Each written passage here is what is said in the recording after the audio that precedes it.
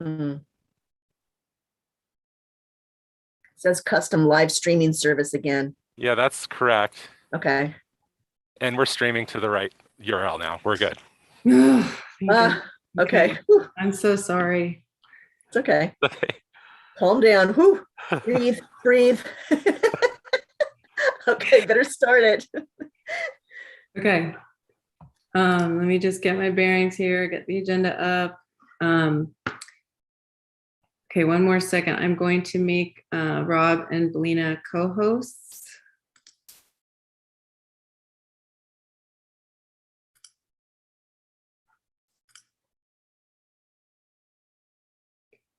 And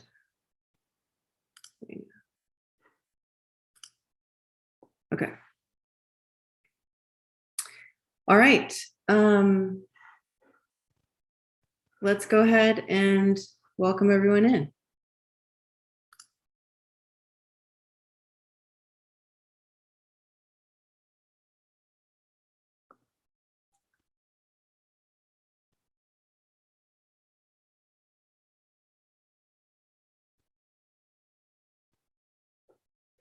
Good morning. Welcome, everyone. Sorry for the little delay in getting started. We ran into a couple of technical difficulties with the live stream, but this meeting is now being live streamed.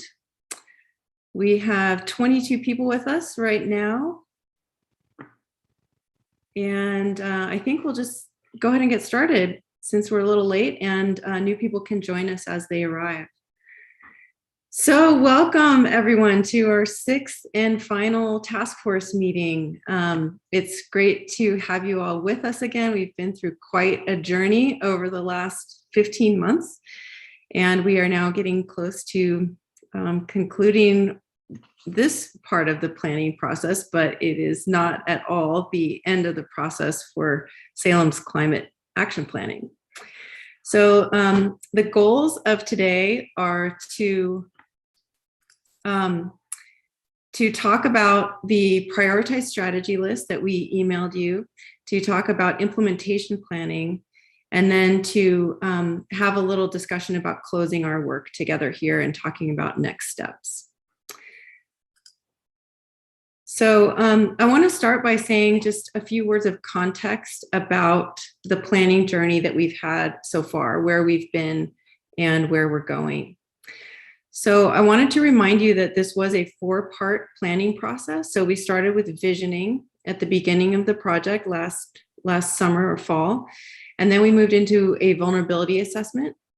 And then we moved into strategy development, which is where we were for most of 2021. And then now we are moving into the 4th phase, which is implementation planning. And I recognize the climate action plan is not finished yet. It's out for public review right now, which you all know, I think. But this task force is kind of getting a jump start on implementation planning while the plan is being reviewed, so that we are all set to begin work, so that you all are all set to begin work in early 2022. Veritas Group's involvement ends at the end of December. And then that transition, we generally think of as the start of the implementation phase at the beginning of 2022. So that this important transition is what we're looking at and guiding you all toward at this point. So as you all know, the plan is open for public comment until November 5th. We would ask you to please share the links that we sent out with your networks. We are looking for lots of public comment on the draft plan. All public comments received will be included in the final staff report that goes to City Council. The draft plan is also now going before different boards and commissions. Final edits to the document will occur in November after that public comment period has ended. And then there will be a City Council hearing scheduled for December 6th. That will be a public hearing. So we'll be able to hear from members of the public then. And we would ask you to send your letters of support, if you do support the plan, send your letters of support to Patricia so that those can be part of the record as the City Council considers their vote. So I wanted to just say that this represents the ending weeks of the planning process, which, as I mentioned, has been about 15 months now. It started in July of 2020, but it is really just the beginning of the climate action plan. There is much, much more for the Salem community to discuss, decide, analyze, study, refine, vote on, allocate funding for, et cetera. And the implementation phase, again, that's what we generally refer to as the next phase, which would start early next year once this plan is complete. So the implementation phase is going to be an ongoing process where a lot more specificity is going to be determined. And it will be an ongoing process that will need the participation of people like you to define all of those specifics, all of those particular directions, all of those policies that are going to guide what actions Salem actually takes. So the climate action plan that you have reviewed is meant to provide strategic direction for Salem's climate planning, and also to provide a very detailed starting point for that implementation process. Before we get started, I just want to say a word about the Ghg forecasts, the greenhouse gas forecasts. We recently found out that there is new rulemaking coming out from DEQ early next year that will mandate emissions from natural gas utilities. This is a new bit of rulemaking that was not part of this past legislative session, but it's a separate rulemaking coming from DEQ. It's part of what they call the Climate Protection Program. And under this new rule, suppliers of natural gas, gasoline, diesel, kerosene, and propane must cut emissions 40% by 2035 and 80% by 2050. And they're basing that on a baseline of from 2017 to 2019. So this new rulemaking will apply to Northwest Natural, being our natural gas utility. And so Northwest Natural has asked us to revise our GHG forecasts with updated data that they have prepared in preparation to comply with this new rule. So we just wanted to let you know that that is underway. We are currently working on revising the forecast. And the short answer is they're going to look better than they did before because of the new mandates are going to require more reductions in emissions. So it's good news. We regret we didn't have that finished before it was released to the public, but we will show you those revised forecasts as soon as they are ready. So with that, we are going to turn next to talking about the prioritized strategy list, but I do want to pause and see if there are any questions, and I do see 2 hands raised.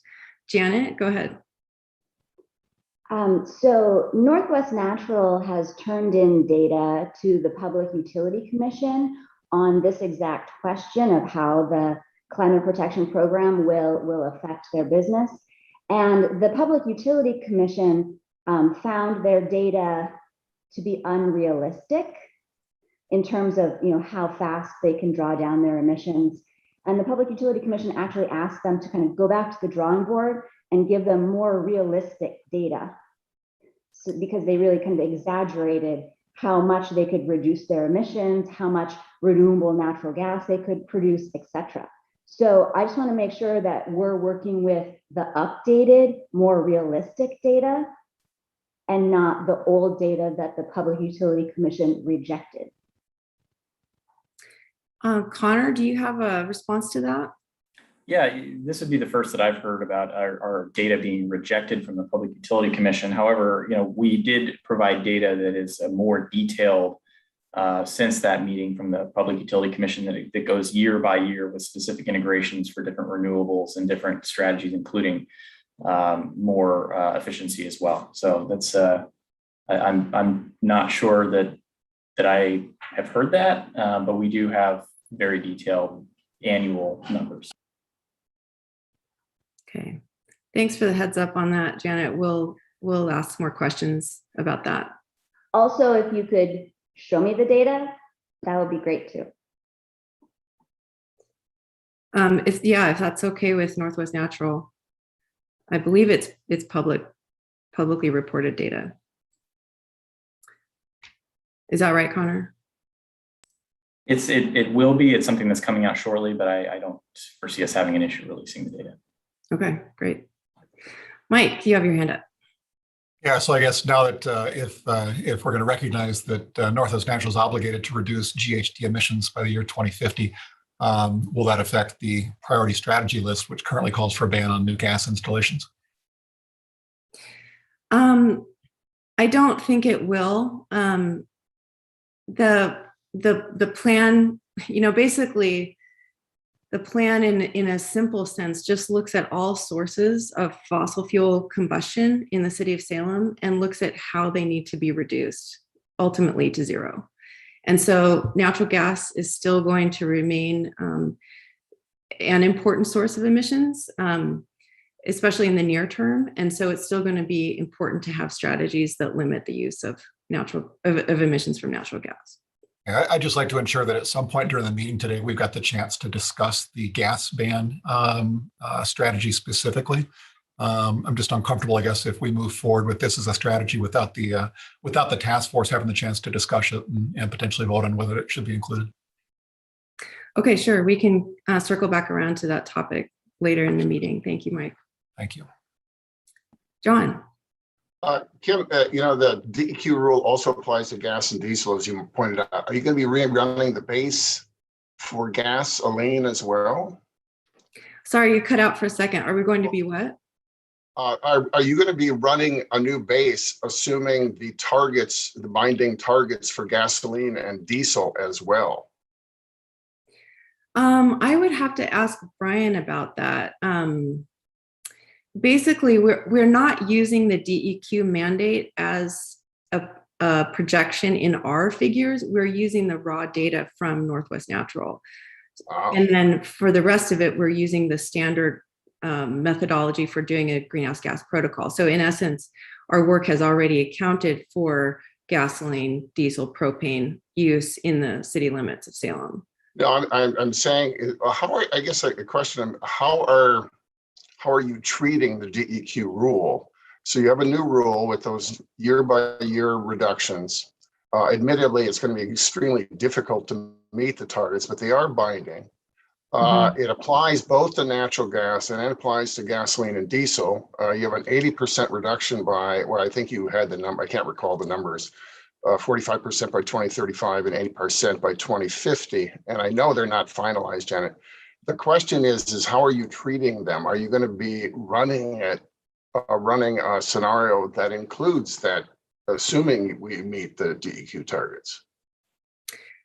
Well, as I said, at this point, we are not planning to do the projections in that way, but it is something I suppose we should consider. I'll pass that on to Brian.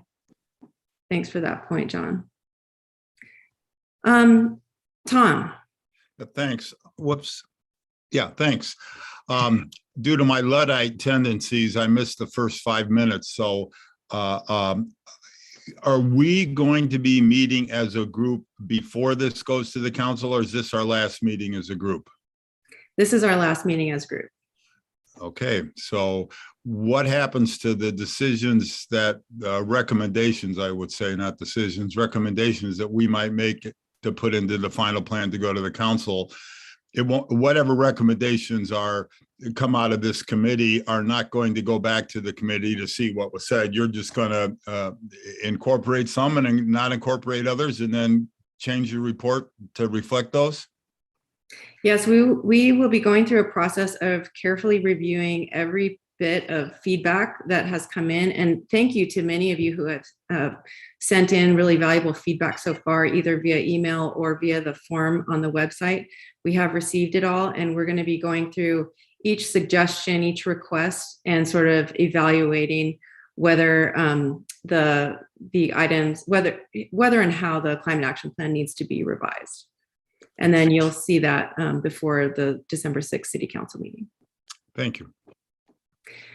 Okay, in order to stay on track with our agenda, I'd like to, and we are going to have a lot of time for discussion in this meeting, more than in previous meetings. So be assured that we will probably be able to get to your questions. But I'd like to turn it over to Belina now to lead us in a discussion about the prioritized strategy list. Great. All right. Thank you, Kim. And Mike, this will be a great time where we can talk about all the strategies, including the natural gas strategy. So I've pulled up the prioritized strategy list that we sent out last week. You might have reviewed it as a PDF. This is the Google Sheets version that we sent. And I just wanted to emphasize, we've talked a lot about everything that will be coming in terms of finalizing the cap and getting approval for climate action plan strategies. So just emphasizing here that the current form of priority strategies are in draft form, no requirements, no mandates yet. This is not a work plan, just the recommendations for now. So we know the climate action plan is under public review and comment right now, and then the council will review and vote for approval in December. And just a quick note that some details of certain strategies, for example, if a strategy will require amendment or changes to city code, additional implementation details will have to be considered and planned for.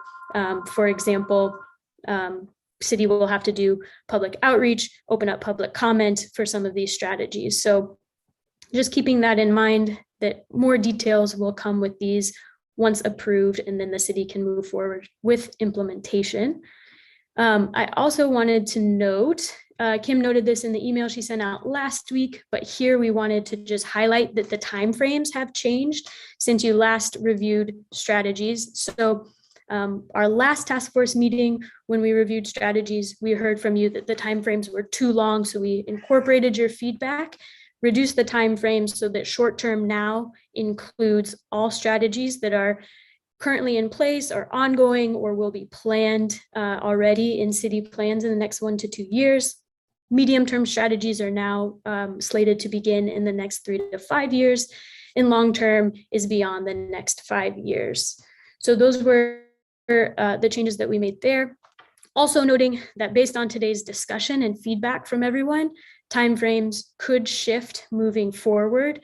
So for example, I should say timeframes and language could shift. For example, the natural gas strategy here, implement policies to reduce natural gas. Implementing actual policies, regardless of the strategy, may not occur in the next 1 to 2 years. Rather, this might be rephrased to say draft policies go through the public review comment if it involves amendments to city code. So just a heads up that if there are language edits that need to happen, we will certainly incorporate those points of feedback from you all as well. So going to the methodology, again, you were sent this, so I'll try to just summarize the methodology briefly in case you didn't have time to review, or for anyone on the live stream. Scoring system. So let me backtrack a little bit. Of the short-term strategies, there are 112. So we wanted to get a more concise list of recommendations for the city to begin in the next 1 to 2 years.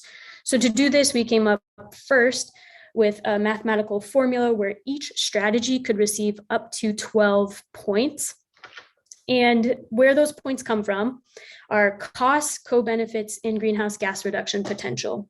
So costs make up about 1/3 of the points that a strategy could receive. So in the short term, if a strategy was estimated to have a lower cost, it received more points. If it was a higher cost, it received fewer points. Co-benefits, you can see the list of all the co-benefits here and that we've previously discussed. These make up about 1/4 of a strategy's total available points. Each co-benefit was 1/2 point, but we wanted to prioritize strategies that advance community equity. So if a strategy had that as a co-benefit, it was double the point, so it was 1 point. And then greenhouse gas reduction potential is the third category, noting this has the plurality of available points a strategy could receive, noting the climate crisis and wanting to prioritize strategies here that were ranked as having a high greenhouse gas reduction potential. These would rise to the top. Those with a lower reduction potential received a lower score. So having this mathematical formula of ranking, wasn't sufficient, right? We can't rely just on these numbers. We just wanted that first filter. So the next filter that we put these through after review, we wanted to prioritize some of the strategies, again, that advance community equity, diversity, and inclusion efforts. So some of those strategies rank lower because they might have a lower greenhouse gas reduction potential. So those were brought in for consideration, as were strategies that include following requirements from the state of Oregon. So for example, let me toggle over here and find it. So we've talked about DEQ rulemaking. So strategies like that, if we are pretty certain that there will be some mandates from the state coming, we wanted to bring those strategies to the top for implementation consideration. And then we talked about this a little bit already, but if strategies complement or involve plans that the city will begin in 1 to 2 years, those were prioritized as well. And then we also wanted to prioritize strategies that involve getting people and processes in place for an effective governance structure to launch the climate action plan. So that was the second filter that we went through, and that brought us to the ranked strategy list that you all received. So what we'll do now, we have an activity for us to go into breakout groups. You'll have about 20 minutes in your groups, and you'll discuss the 6 reflection questions. I'll toggle over to those. So this was the list of reflection questions that's attached to the agenda. You'll go through those. You'll assign a note taker and a reporter for your group. It can be the same person, or if multiple people would like to get involved, feel free to do that. And then when we come back as a full group, your reporter will share your top discussion item from your group. And the way that you will find your group number, when you go into breakout rooms, you'll see a Zoom room number at the top of your screen. If you're in, let's say, room 2, you will be group 2 here in the Google Doc, and we'll put the link to this in the chat as well. So I'll just pause briefly. I see there are some questions in the chat. Great, I see there's some answers there. All right, and Janet, I'll just ask, maybe that's a question you bring up with your group in the chat, if that's okay for now. And John, I see you've got your hand raised. Question, will we have the opportunity to give our own comments as opposed to the group comments? Yes. I have a number on the energy strategy that I'd like to share. But I don't want to burden, bog down the group process to do it. Yes, thanks for that considerate question. And John, you've been great about sending in feedback. And so, yes, please send that to us after today's meeting. Can I discuss it in today's meeting? That's the issue, because I really want to raise some issues and some new strategies. Yes, good question. We'll make time for that in the discussion portion of this section. All right, thank you. Great. All right, so we'll go ahead and send you into your breakout groups. We'll make sure we get this link in the chat as well. And before I send you in breakout rooms, I think we'd like to ask you to do a little practice run. We meant to do this before the meeting started, but we had tech difficulties. So I'm going to ask if everyone could click on that link that Belina just put in the chat, and it will open up a Google Doc for you that should say reflection questions on the top. And what we'd like you to do is where it says welcome activity / practice, please write down what your favorite Halloween candy is in that list. And this is just to, hit return. So we get some extra lines made. There you go. We just want you to practice, because when you go in your groups, we are going to ask you to similarly edit this Google Doc with some of your reflections. So just get some practice there. I see someone deleted candy corn, which I'm in full agreement of. So good job.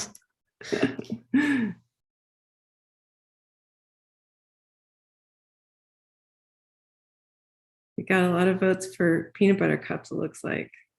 Apples. All candy. Except candy corn. Okay. Well, I think you generally have the idea. So again, find your group number on this document once you get into your breakout rooms. And if someone in your group can please be a note taker and just record some of your group's responses to these questions in the Google Doc. And Belina and I will float around to make sure it's going okay. All right, I'm going to send you to breakout rooms right now.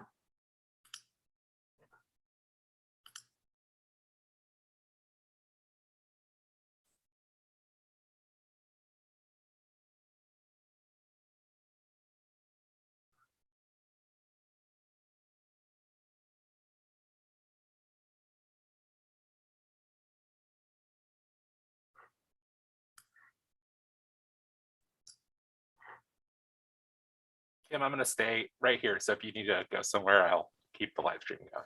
Okay, thanks, Rob.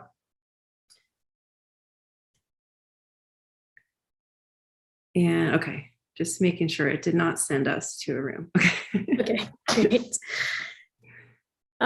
Kim, should we talk about how to potentially make some more space for, seems like Mike will want to discuss the natural gas strategy, and then John has some items that he'd like to bring forward. Yeah. I'm wondering if we should just give, it's just a little tight on time, you know, we could give the groups time to report out and then see where we are, and if there's time to go into detail on those other points, or Yeah. trying to look if there's another place we could, I mean, we could shorten the break instead of 10 minutes, do a 5-minute break. Sure. That'd be easy. Mm-hmm. And then I'm not sure what a contingency plan might be if more time is needed. Well, we do have we actually have 15 extra minutes, I think it is, because we didn't, or no, 10. We didn't schedule up until noon specifically.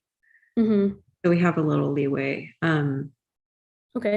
It might be easiest then to keep that 10-minute budget in mind and just go longer and break later. That's kind of what I was thinking too. Yeah. Okay.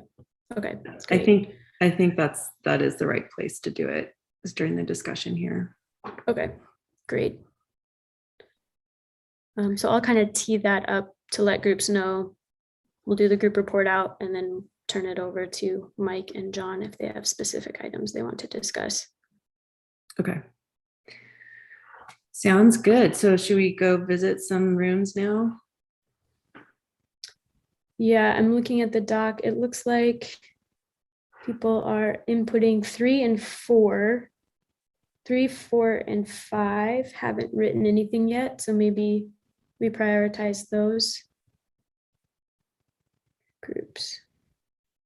Yeah, I'm not seeing anyone who has written anything yet, but that's okay. They're just starting.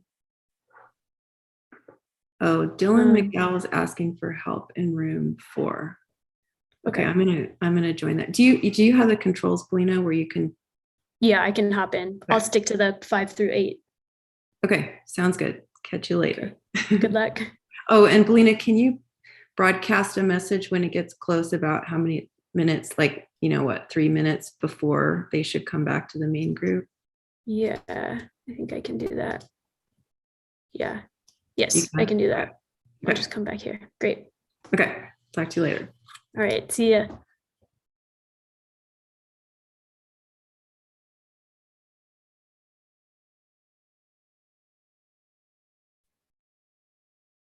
Recording stopped, but we're still live streaming, so I think we're okay. Okay, great. Thanks, Rob.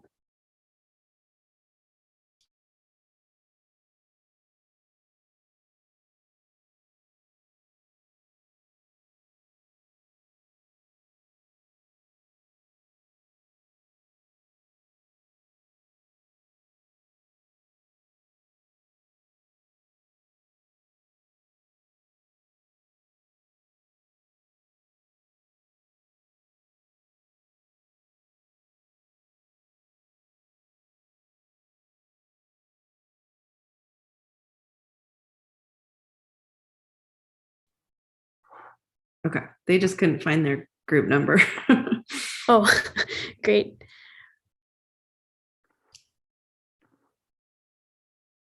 And the reason that there was nothing in group 8 was because there is no group 8. Oh, that makes sense. Yeah. All right, I'm gonna hop into group 1. Okay. I'm going to 7. Okay.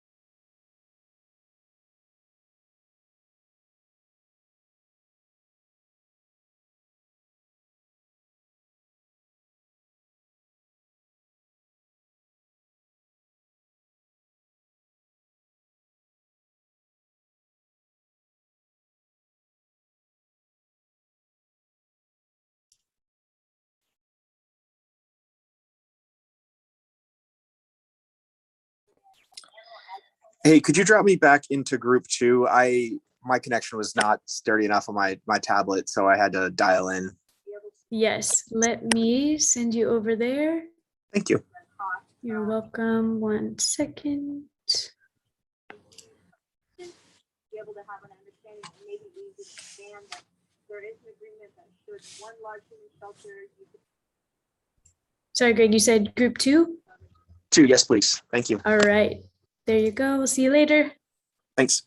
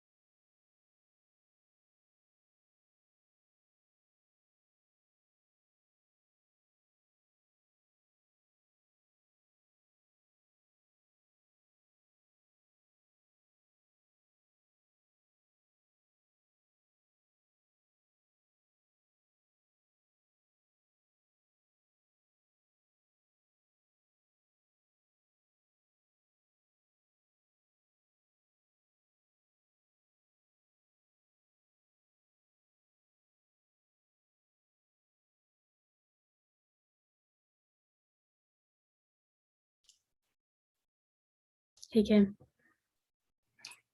Hey, Valina. I was glad we floated around. I got to listen in on some good conversations. Did you also? Nice. Yeah, a little bit. There were just a few. I realized one question that wasn't clear was timing, because timing wasn't its own column. Did you run into that too? Yeah. Yeah. So I just said, if you think things need to be accelerated, make a note of that. If things need to be punted, just anyway. That seemed to be the way I heard people interpreting it. So okay, that's good. That's good. I'll close breakout groups at 49, because I always forget that it gives a full minute before it actually closes. Right. Yeah, good reminder. Great. And then I made some adjustments in the agenda, but thinking we could do report outs and discussion until 10:25. Oh, great. Thank you for doing that. Okay, you're welcome. Perfect. And I kept it break at 10 minutes. We can decide if we need to cut it to 10, or excuse me, to 5, but we're still at the 180 mark with updating the timing here. Okay, sounds good. I'll work on taking notes as much as I can. Okay, great. Thank you.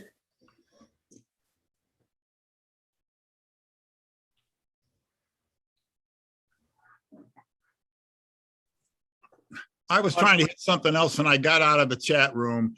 So to agree with folks, and one of our recommendations is we need another meeting. And we need it before it goes to the council. So I don't know how to get back into my breakout room, and I only had 15 seconds anyway, so what's the difference? But I will also tell you that this is going to come to council. The council, except I see Councilor Gonzalez here, and I don't think Councilor Nordyke is here right now, but this is a sensitive enough topic that the more information we have as the council, the better it is. And I will tell you, in something like the SDC stuff, we met for 18 months to talk about SDCs, right, Patricia? And in that situation, the end result was that we had done enough work with, like Mike was there, we had done enough work that it was easier to present it to the council. And it just seems to me that another meeting might be a good idea. And I'll be quiet now because I'm speaking out of school. Thanks, Tom. We'll make a note of that. But welcome back, everybody. Hopefully that went smoothly. Kim and I hopped around. Sounds like there's some really great discussion. So thank you all for going through those questions. We wanted to turn it back to you now. We'll go by group to share your main takeaway points. And then we'll turn it over and see if there's specific strategies to discuss, like the natural gas strategy. And then John, you had some items you would like to bring up. So let's go ahead and just go in numerical order. Group 1, would you share your main report out takeaway points, please? Yes, so my group was Ken Beerley and Shane Griggs and myself. And our main points was there was a lot of discussion about EN 27, about the natural gas strategy.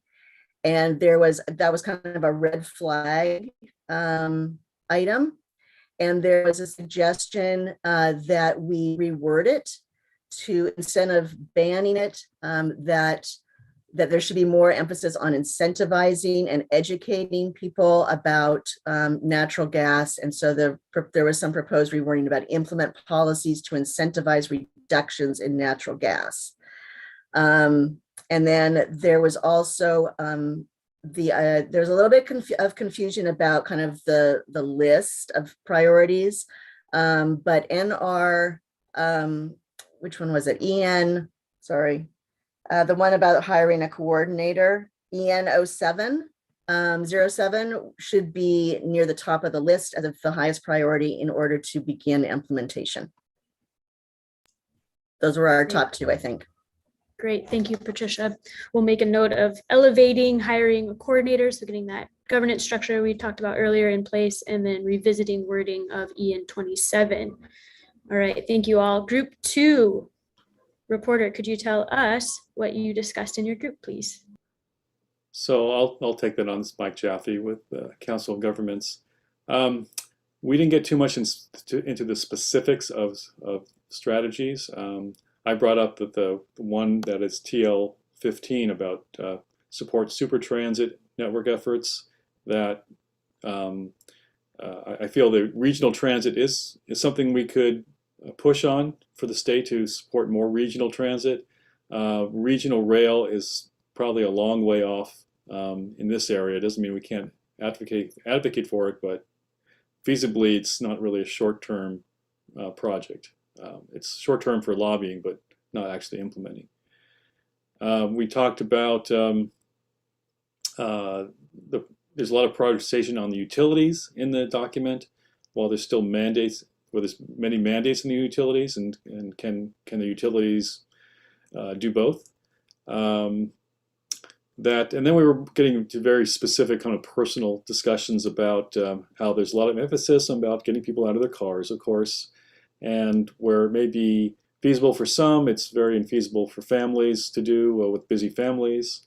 Someone said this is a stark reminder that these changes are going to be hard, but we should be taking incremental steps as possible for many of these changes, even if they seem hard at first.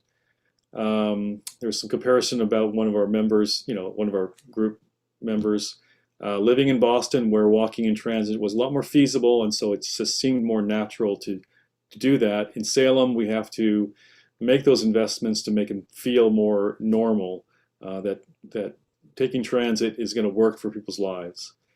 And then we got quickly on the discussion about biking and how feasible that is. Supportive of biking, but also concerned that most bike lanes don't seem safe enough because you're driving right next to the vehicle. So it would be better to have an emphasis on off-road bike lanes parallel to the road where possible, just for safety reasons. And then if it's safe, people would use them. So very general, just a discussion, not too specific. Great, thank you, Mike. And there was some specificity around TL 15, so we'll make note to revisit potential language changes there and timeframe shifts. And great reminder that a lot of this is going to be very difficult. So incremental changes will be huge over these first couple of years. So thank you, Mike, in group 2. Group 3, could your reporter tell us what you discussed in your group, please? Sure. This is Casey Calcio, Planning Commissioner. The group was Wendy Belize, Tom Hoffert and Councilor Jose Gonzalez. So we talked about the comprehensive discussion on natural gas and the necessitation or in the strategy to eliminate it, what that looks like, especially for families who kind of rely on the low cost method of an energy source, in terms of discussion around what that looks like in another ice storm event, and so on. So that's something that I think needs to be had at a larger group level. We also talked in length about the city's need to show leadership.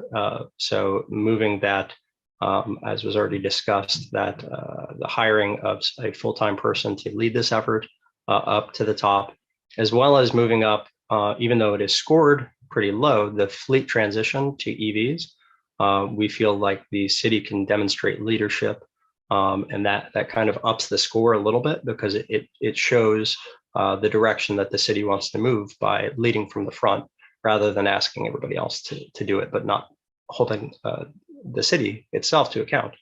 And then finally, we talked at length about the inclusion of cultural effectiveness and communications, especially with the demographics that Salem has, how important that is to make sure that we're bringing everybody along on this journey.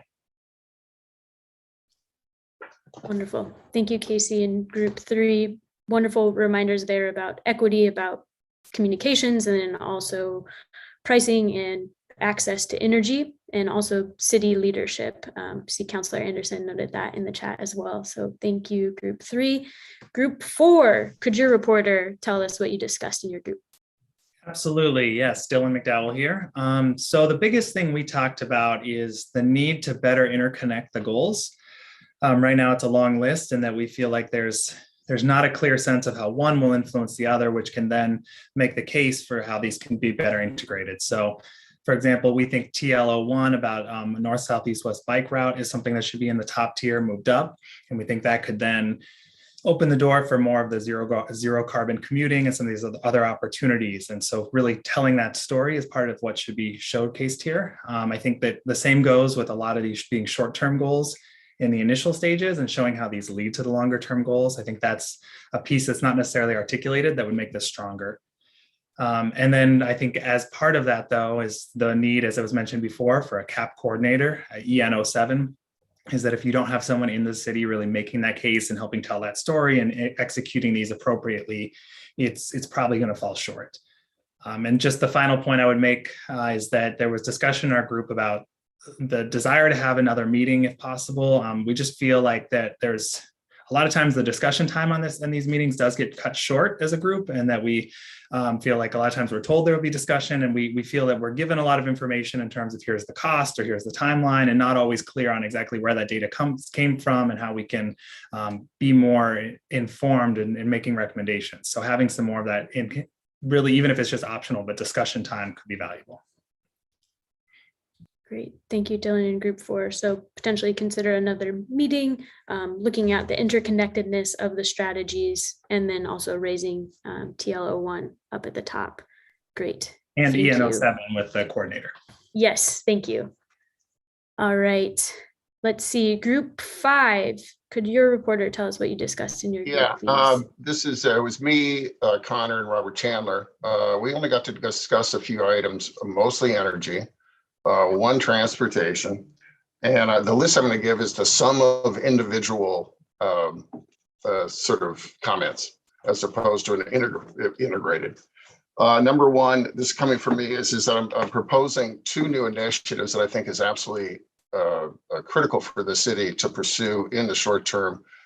One is working with PGE to design a community-wide green power tariff. This is the surest way to get to zero. If you want to zero out emissions, electric emissions early, this is probably the surest, short of PGE itself meeting its HB 2021 targets early.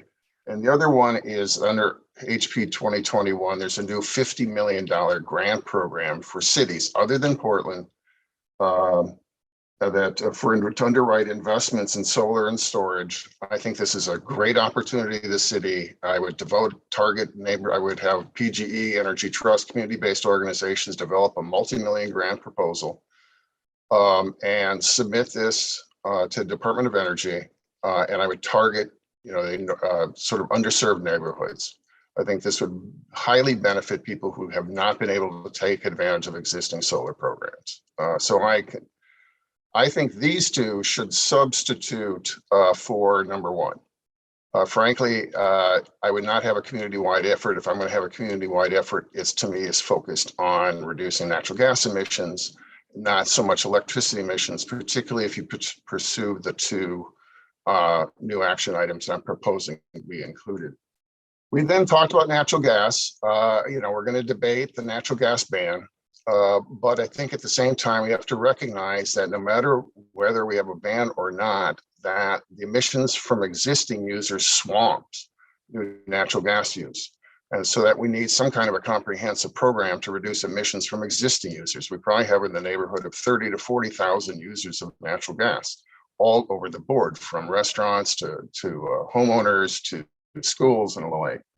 Connor raised the notion of, and I assume that they're going to probably be proposing this for the next short legislature, is the equivalent of a community green-wide power tariff would be a community green natural gas tariff that the city could institute. Two other things that I would raise is I think we need a very aggressive conservation program, a lot of discussion on that. The third thing is, and this has been raised in one of the other action items, EN28, the Energy Trust already incents all electric, but it also incents highly energy efficient homes, new homes that heat with natural gas. So that right now, the big issue is the trust fuel neutrality policy really can prevent switching in a meaningful way, given that they're the main incentives. There is, as Janet mentioned, there is a natural gas docket right now at PUC that's addressing these issues. And I think it's very critical. Other issues, let's see, Rob was surprised that there was not and Robert, make sure I got this right, mandate for solar on new homes. One other, well, we discussed TL15, but it's mainly we were just trying to understand what it meant. It could be very important, but we didn't know how to, I have to admit, at least I was ignorant about what it really is about. So those are some of the discussion items that we had. Great. Thank you, John. We're taking some notes and appreciate the proposed new initiatives and then further consideration into natural gas and how to cut emissions from existing users. So thank you for all of those points and everyone in group 5. Let's move to group 6. Could group 6's reporter tell us some of your main discussion points, please? Sure. Our group had Eric, Mike, and Kaylee. So under kind of surprises and red flags was a discussion on natural gas. The discussion about how it wasn't one of the most popular ones, yet it's one of the top strategies. Surprised that it showed up as kind of a lower cost strategy. There was some overall concern that some of the strategies are really vague and others are very specific and they weren't really on the same level. Surprised that there's not more about the local supply chain for food.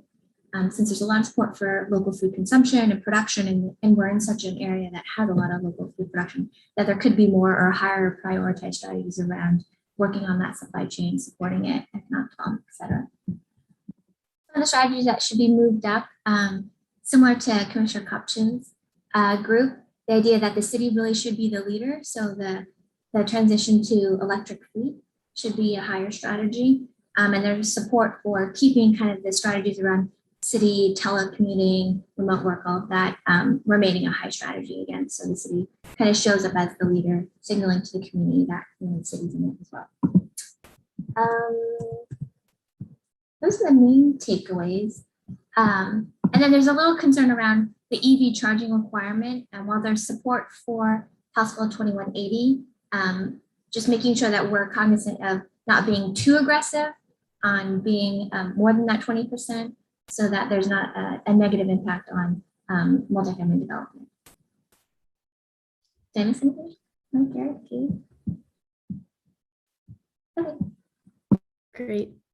Thank you, Eunice. So more discussion on natural gas. also potential consideration for some local food chain supplies, and then moving up some of the strategies around city, demonstrating leadership around commuting and EV conversion. Great. All right. Finally, group 7, could your reporter tell us what you discussed in your group, please? Sure. Group 7 was myself, Ian Davidson, with Jana and Leslie. And one of the key priorities that we wanted to raise to the top 12 was TL01, which is that bike network one. We think that, as Dylan mentioned and his group discussed about, there's a lot of synergies with making investments around that that will benefit other goals. And there was a fair amount of discussion around the telecommuting goal. We were a little surprised it was ranked as highly as it did, given that I think it's a little blind on the equity front because not everybody can telecommute. And then also I think it misses the mark in prioritizing commuting as opposed to all other kinds of transportation. People go to grocery stores, parks, schools, a whole host of other locations. And so it's perhaps a little too narrow to be included in the top tier. We also, I don't believe this was a goal that was explicitly listed, but there was a discussion around the role of new vehicle lanes. And I think one of the overarching themes that all of the groups have been talking about is the cost constraints of implementing these strategies. And so as we consider how to allocate our funding, we should be very cognizant of placing additional maintenance burdens on our existing infrastructure system. And so adding expensive vehicular travel lanes when we don't have existing funding to support existing maintenance costs seems like a misplaced use of financial resources. And then we, of course, discuss the natural gas piece, and then there was discussion about whether or not the numbers for renewable natural gas actually are the ones that ODO and DEQ are noted or agree with. And then there was, I think it was TL33 around congestion reduction. There was, in some parts, it seemed to actually be working at cross purposes with other goals. For example, the prioritizing yield signs instead of stop signs, while at the same time we're trying to incentivize pedestrians and bicyclists. It, I think, creates a less safe environment when you encourage yielding instead of stopping. There's already enough yielding with stop signs. So that was one note. And let's see. I think that about covers it. Jana or Leslie, maybe you want to jump in if I missed. Oh, the parking minimums. The no parking minimums was a useful inclusion in the top tier. Great, thank you, Ian. We've got some notes here. Appreciate the feedback on TL01, and then also noting the narrowness and potential not inclusive nature of the telecommuting goal, looking at that and some of the funding constraints. Great, thank you. So we have about 7 minutes left right now for discussion on strategies. John, I know you were able to share some of those additional recommendations that you had. I know some groups discussed the natural gas strategy, but Mike, I wanted to make sure you had an opportunity if there was anything specifically in your group that you would like to share out, or anything you heard from other groups that you'd like to give some feedback on at this point in time. I'm looking for my mute button there. Yeah, just, and as was indicated, out of our group, I've got concerns on the gas ban. It never went through the cost benefit analysis that the other priority strategies went through. And I guess my concern on there, amongst other concerns, of course, is that it's labeled as a kind of a low cost strategy, when really this would be anything but. And I think I'm concerned that what we're looking at here is just costs to the city, not cost to the community. And so certainly whether it's, families buying homes, or whether it's, businesses, small business, there's going to be, probably a few $1 million per year in additional cost. Overall, of course, I think I'm just surprised because this is one of the strategies that really had kind of the least support from the community and from the task force earlier in the process. So I just wanted to make sure, especially if this report is going forward, frankly, with the, kind of the task force name on it, that we've had a chance to debate that and potentially even vote as to whether it should be included in that priority strategy list. Thank you, Mike. And that's where potentially a second meeting, or at least some good follow-up with the task force based on everything we've heard today, what the revisions that we can make, sharing that back. And so one question for you, Mike, there have been some proposals of changing the wording of the strategy, of the natural gas strategy, to be more focused on incentives. Would that be something that you would advocate for? Or Absolutely. Okay. Absolutely. Great. Thank you. And I'll Mike. just- We'll take that into consideration. Kim, yeah. I just want to inject a quick word about that. First, I just want to acknowledge that, we at Veritas Group certainly acknowledge the seriousness of the natural gas issue and the seriousness of that particular strategy, EN 27, I think it is. The reason we felt that it was necessary to include it is that natural gas is it's not the largest, but it is an important source of emissions for Salem. And without that strategy, the Climate Action Plan did not say enough about reducing emissions from that sector. And we felt that it wasn't really responsible to have a climate action plan that did not address meaningful reductions to natural gas. So that's why it's in there. And I just want to acknowledge that it's a tough place to be, and every city that is working on climate action planning is struggling with this same issue. So many of the concerns that people have raised are valid. And so every city is kind of between a rock and a hard place, between committing to reduce emissions, wanting to have, of course, affordable and reliable energy, wanting to heat people's homes, and wanting to have heat for people, residents of all income levels. So there are no easy answers to this question, and I think it's important for the city of Salem to continue to deeply wrestle with this issue over time.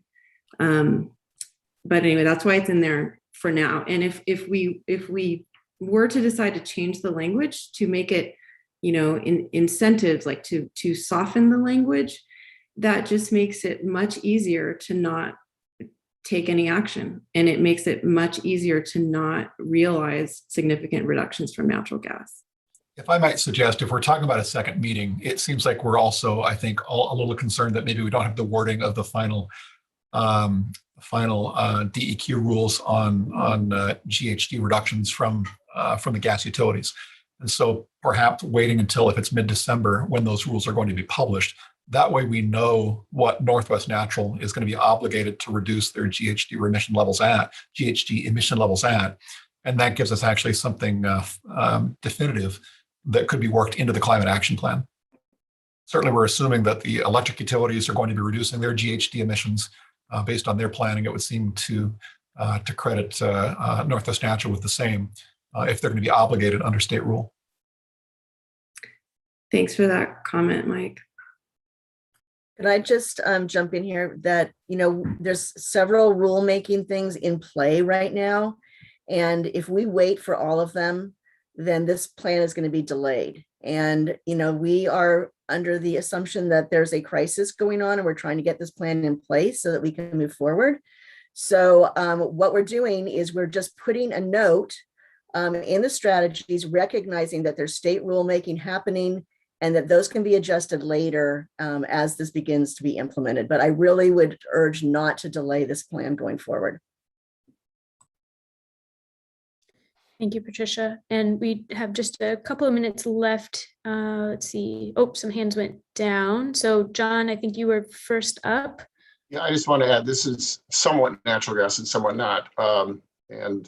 Is Energy 2, which is your energy benchmarking one that I think someone's been putting this up at a very high. I just want to put a cautionary note. I would put this into the research and investigate. There has been a lot of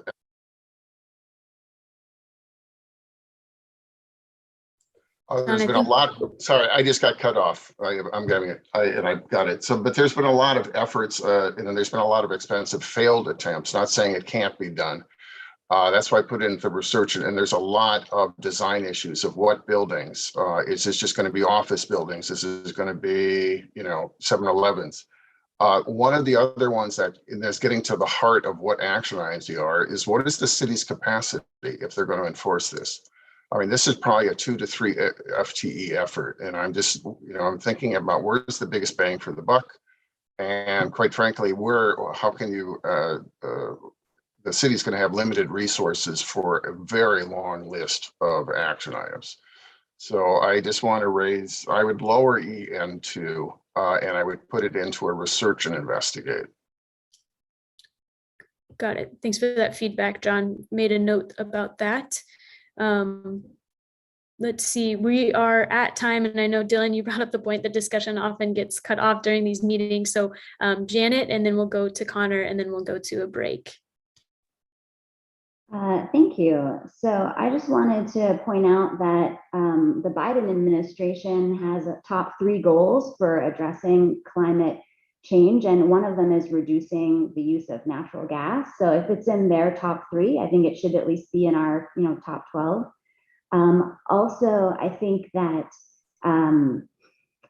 methane has more than 80 times the warming power of carbon dioxide over the first 20 years after it reaches the atmosphere. So the idea of kind of just incentivizing things as opposed to banning it it's just inadequate. Also, there are academic studies and third-party studies that show that renewable natural gas comes from very limited sources, and it can only replace 20% or less of existing natural gas. So the idea that it could replace 100% is not supported by any data that doesn't come from a very interested party, right? There's no third party or academic studies that show that's possible. So the emissions from natural gas account for 16% of the city of Salem's emissions. So I think that's definitely a big enough chunk that we have to seriously consider a ban in the same way that Eugene is doing now. So I think it's a very timely conversation to continue. Thank you, Janet, for bringing in the federal context and scientific context about the power of methane. Connor, we'll give you the last word here before turning it over to Kim about the break. Yeah, thank you. So, I don't want to go into every little element of it. I mean, I addressed the Odo report and the comments. Again, we keep coming back to this. It does show that there is a technical potential that is large enough for every one of Northwest Natural's customers. If we say that there's not enough renewable natural gas to cover the natural gas load, we are talking about natural gas used for industrial processes and used for electric generation, which is 51% of the natural gas use in the state. So that doesn't apply to Northwest Natural, because that Odo report does show that there is enough renewable natural gas for us. And we keep talking about us banning new natural gas hookups. That's the preferred method for us to move forward. We're looking at the Biden administration, which has also used one of their top priorities is to incentivize a lowering cost of hydrogen use, which is exactly one of our strategies for getting lowered emissions. But when we talk about reducing natural gas emissions, I'm not here to tell you we shouldn't do that. I've never said that. What I'm saying is there are other options other than this banning thing that will be, in my view, very ineffective and very controversial. We are looking at renewable natural gas projects. I can't get into specifics of our renewables team, but we're looking at projects from our renewable side that are large enough to provide enough renewable natural gas onto the system to cover over half from a single project of Salem's residential natural gas use. And so, we can work together to create a green tariff. And John mentioned that earlier. We have the ability through our 844 tariff to do that today. We're working with the city of Eugene to put a project like that together now. We can start those negotiations right now. We can address these emissions. And we can do these in a way that productively reduces the emissions from the existing gas supply from Salem customers today. Some of this renewable natural gas exists right here in the city of Salem. There's a lot of options outside of just banning new natural gas hookups, which I think we've heard a lot of controversy about today, and I think we will continue to. And the Northwest Natural is here to try and help us get to that end goal. We're not here to try and arrest progress here. Thank you, Connor. All right, Ian, we're at time and almost ready to go for a break. If you could summarize in 30 seconds or less. Just really quick, I know several numbers have been thrown out about how much Northwest Natural can cover existing. I think one of the things that we're missing in this discussion is that the framing of requiring electricity for all future homes is that it stops additional growth. We're projecting to have 60,000 additional new residents within the Salem area within the next, I think it's 20 years. And so while Northwest Natural may be able to manage the current load, and I think we need to have a discussion about figures on that, I'm less convinced that they can manage additional load, and that's the decision point. And then I from a transportation perspective, I'm quite sympathetic to renewable natural gas becoming a transportation fuel prioritization, because that's going to be harder to transition as opposed to a stationary combustion, which is very easy to electrify. And so I think it's a question of, given the renewable natural gas limitations of the total feedstocks that could be used for renewable natural gas, how do we want to prioritize that? And I think mobile as opposed to stationary would be my preference, but I know we need to go to a break. Okay, thank you, everyone. This was a really, really great conversation. We are going to have more time for discussion after the break, so don't despair. We will just take a 5-minute break, and if you could be back at 10:26, we will continue then talking about implementation planning.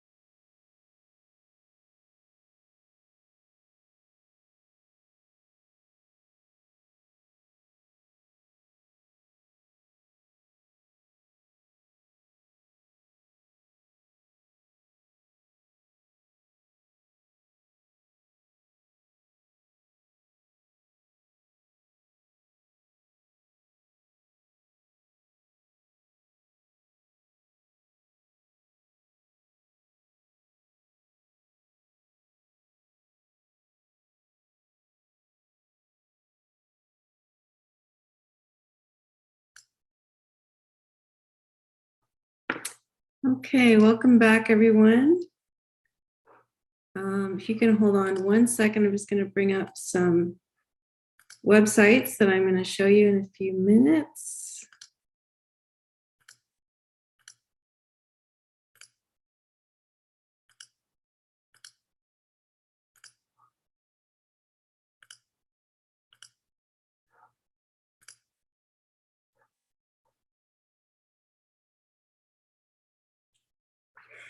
Okay. So in this next section of the meeting, we would like to talk with you about implementation planning. And there's 2 parts to this section. The first part is I'm going to just share a little bit of an overview about baselines, measurable goals, and monitoring progress, and show you some resources that the City of Salem may want to consider going forward. And then we're going to open it up for a full group discussion on implementation planning. So just to say a few words about baselines, measuring goals, and tracking progress. Tracking progress, as you probably know, is a process that involves setting measurable goals, establishing baselines, and then measuring the progress against those baselines. So the Climate Action Plan has one main goal, which is, or one measurable goal anyway, which is to reduce emissions. The goal that the City Council set to reduce emissions by those milestones by 2035 and 2050. The baseline is the greenhouse gas inventory that was done in 2019 that uses 2016 data. So we're basically using a 2016 baseline to measure Salem's progress in reducing emissions. We recommend that the City of Salem update its GHG inventory every 2 years if possible. It's not a hugely involved process. It shouldn't be overly expensive, and it should provide everyone in the city really valuable information so you can see how you're doing toward your goals. It's also important to share data and progress publicly, and there are a couple of ways to do that. One way is through the city's own channels. So the city could establish an online dashboard that communicates progress to the city. And I want to show you an example of an online dashboard that the city could use. This is one that the Metropolitan Airports Commission, which is basically the Minneapolis airport, this is one that they use. And so you can see here, it shows their goals, like here, their emissions goal is to reduce emissions by 80%. And you can see that they're 37% of the way toward achieving that goal. And then if you click on this, it gives you more information and a graph that shows their progress in an easy to understand way. And then you can put whatever additional information you want on this. And then these other sort of cards here are other goals. These don't, like a water goal wouldn't necessarily apply to Salem, but you could set up a dashboard to track whatever goals you wanted. For example, tracking, if you set a goal to reduce vehicle miles traveled within Salem or to achieve a certain waste diversion percentage. That particular dashboard is one that's designed by Veritas Group, and it is part of our contract with the City of Salem. So if the city is interested, that's an option to set up that dashboard. So I want to just say a quick word about some of those other kinds of metrics that could be tracked. You may remember that in the beginning of the process, we talked about, we set a vision for what a sustainable and resilient Salem of the future might look like. And I'll just point you to that section of the Climate Action Plan here, where we asked the question, what would a carbon neutral and resilient Salem of 2050 be like? And so we definitely talked about net zero emissions from energy. We talked about transportation, local food, affordable resources. So these sort of visions that were established can give you an idea for what kinds of additional sub-goals the City of Salem could set. There could be equity metrics, there could be economic development metrics, There could be natural resource protection metrics, and so on. So just to want to make that link now that we're at the end of the process, this is where we started, and that can be a useful tool to inform future metrics. So we do recommend that over the next couple of years, different agencies and the city would consider setting additional goals, but it will take much more study and discernment. So for example, Chariots and other partners could decide to set a goal to reduce VMT by a certain percentage by a certain date. Maybe they already have a goal like that. Or there could be a goal to increase transit ridership by a certain percentage by a certain date. There could be a goal like the ETO, maybe they have a goal like this too, but they provide incentives to replace natural gas powered appliances. So maybe there could be a goal to replace a certain number of appliances by a certain date, et cetera. So these kinds of additional goals will need to be chosen carefully, and they will always be dependent on the quality of the available data to track, because obviously you never want to get in a position where you're trying to track progress on a goal where you don't have available data. So those are all kinds of things that the city of Salem could do on their own. And then in addition to that, the city could decide to report their emissions on a public reporting platform. And there are a couple of these that I'd like to show you. I'll share my screen again. So one of them, this is a global reporting platform. It's called CDP. It stands for, well, it used to stand for the Carbon Disclosure Project, and I think now they don't use that word necessarily. But they invite cities around the world to disclose their emissions annually or close to annually. And so this webpage just kind of talks about some of the benefits that cities can find from disclosing their data. One thing that's really powerful about this is that all of the data that's publicly reported is then searchable on these websites. And so you can get access to all kinds of data sets if city planners are doing research or investigation into certain initiatives. And then CDP also ranks cities each year. So in 2020, they found 88 cities made what they call the A list. And there's 4 different criteria they use to evaluate that. And if you look on this map, actually Eugene is one of the cities that made it, which is a much smaller city than most of the other ones. So that was kind of interesting to see. So CDP is one option. Another option is the Global Covenant of Mayors Common Reporting Framework. This is another global platform. This is another platform that can be helpful to use. And then this is another one. It's called the Carbon Footprint Registry. This one is just for North America. And it also provides some recognition and these different seals levels that you can achieve as a city. And so those are all important options. The city is a member of ICLEI that we have talked about in the past. ICLEI is a nonprofit, kind of nonpartisan third-party nonprofit that works with cities to help them achieve their emissions reduction goals. And ICLEI has a partnership with CDP, that first one I showed you. So they certainly recommend that cities disclose their emissions, but they also acknowledge that it is a big lift in terms of the administrative burden for city staff to have to submit those reports.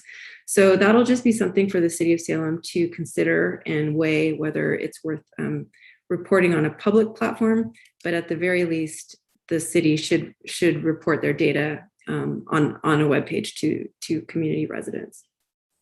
So in terms of timing of updates and tracking, as I mentioned, we do recommend updating the GHG inventory every 2 years if possible. And we recommend updating the whole climate action plan every 5 years. It wouldn't involve redoing it start to finish, of course, but it would involve rerunning the GHG forecasts It would involve an in-depth assessment of the progress that has been made so far, updating the climate vulnerability assessment. There will be new climate data, of course, new climate impacts that should be assessed.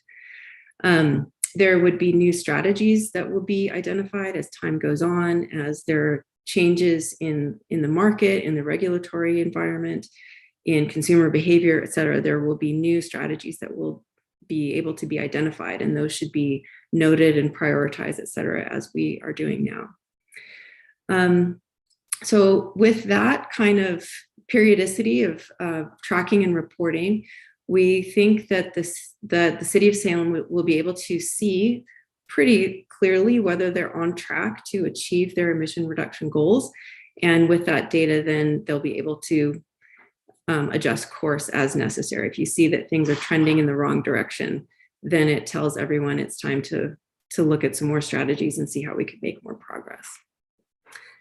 So any questions there on the process of tracking progress? Tom?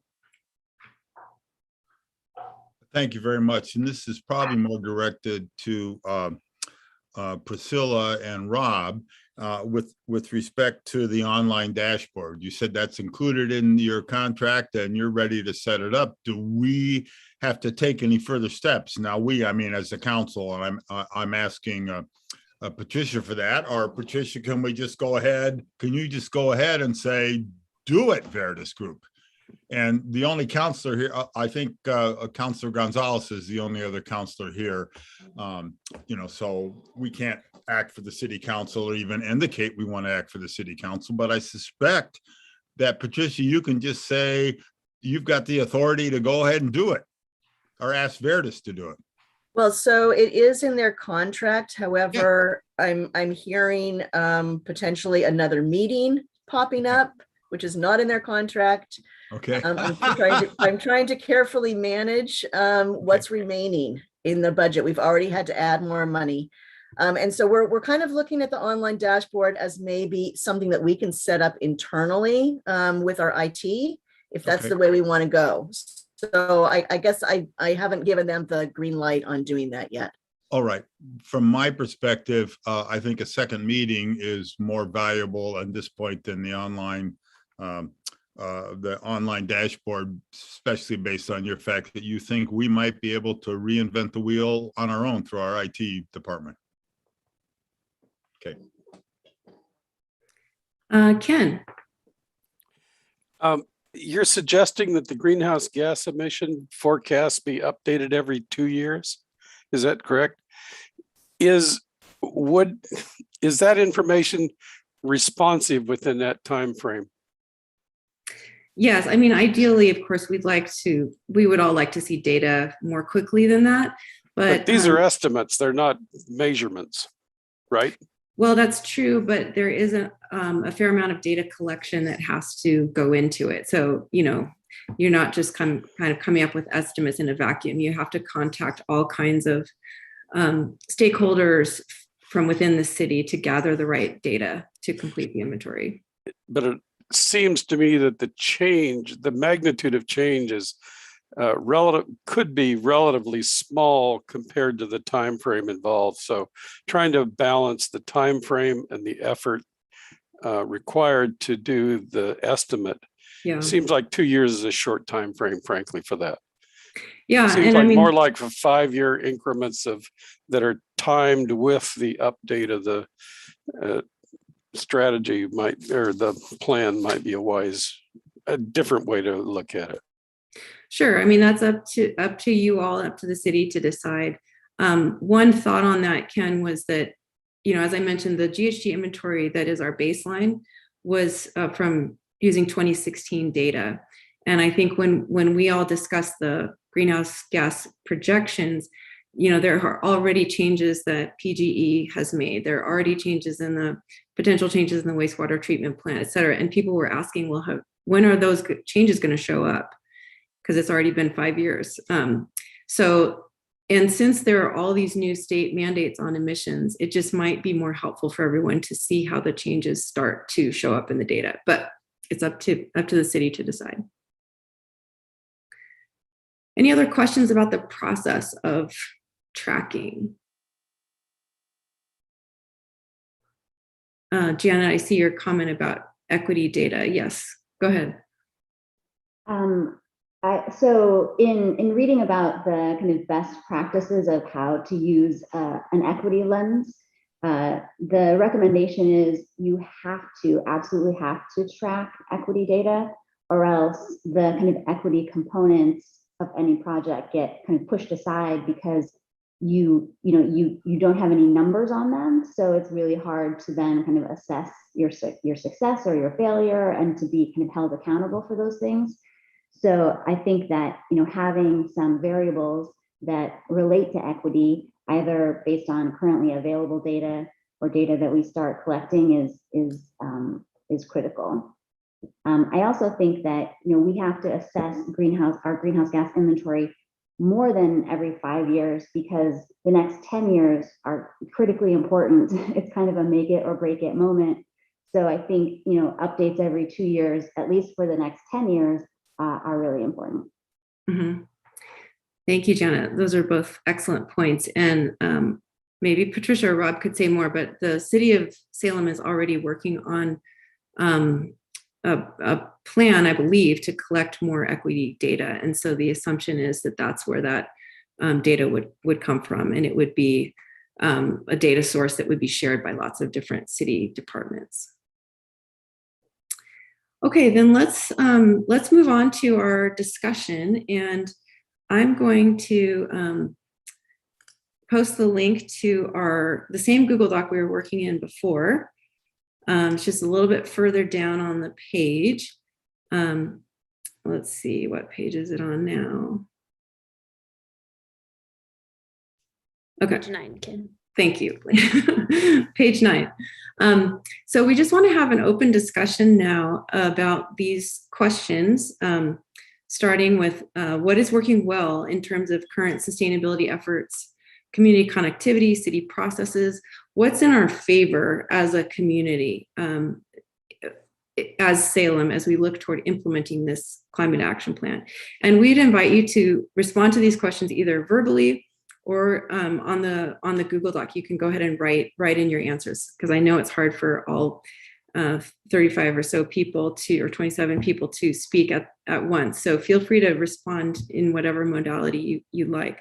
But what do you think is working well, working in our favor in terms of a successful implementation of this plan?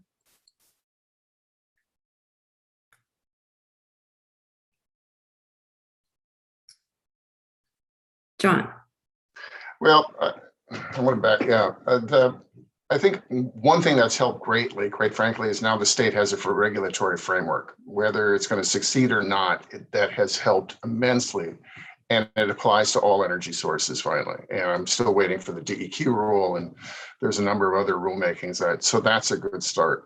Number two, we've had a long tranche of programs, again, on the energy side, that if we can facilitate some really smart people getting together, I think we could greatly accelerate a number of our programs.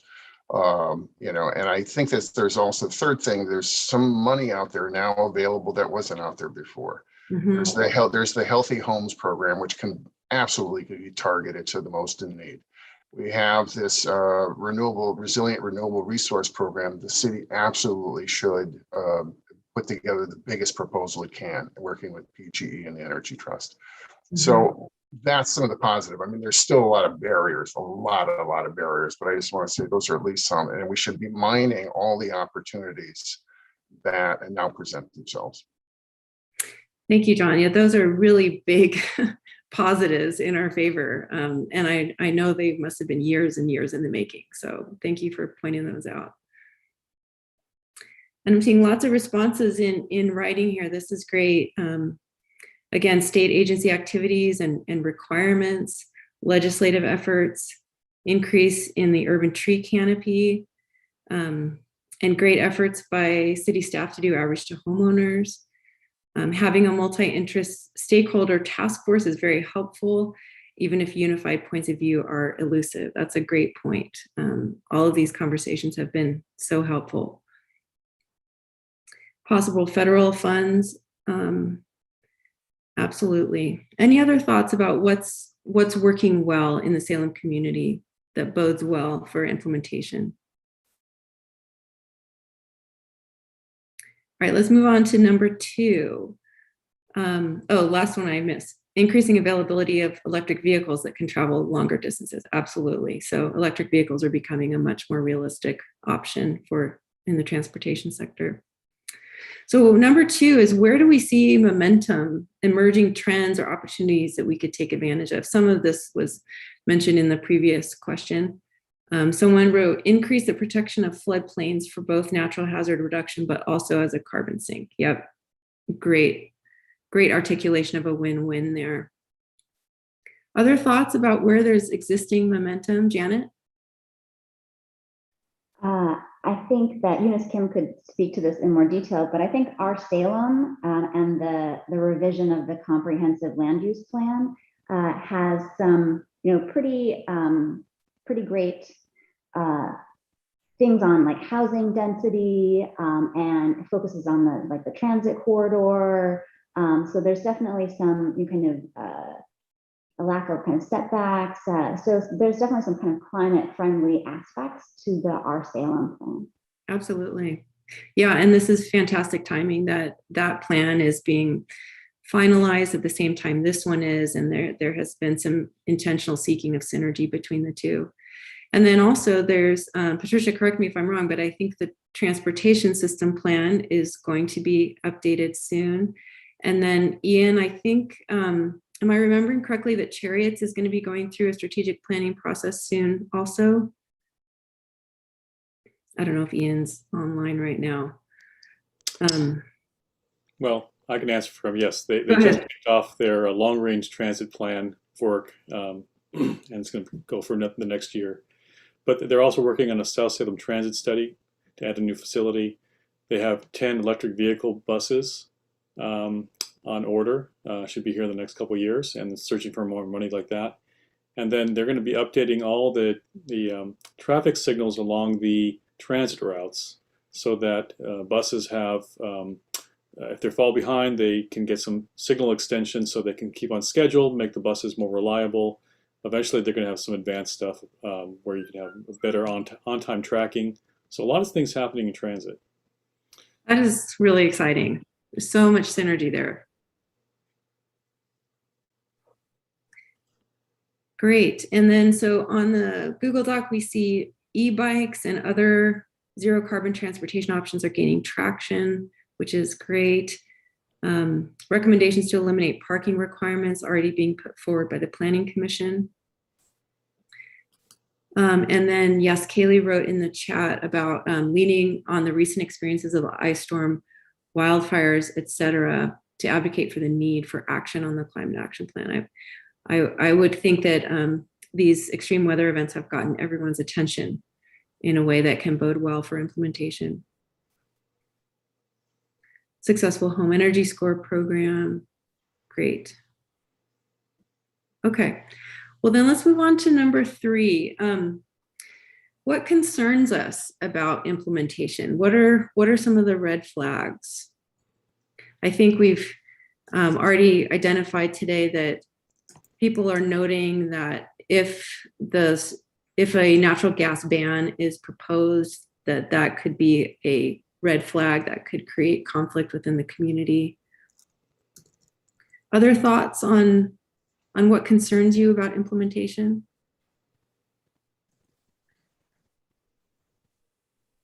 Funding.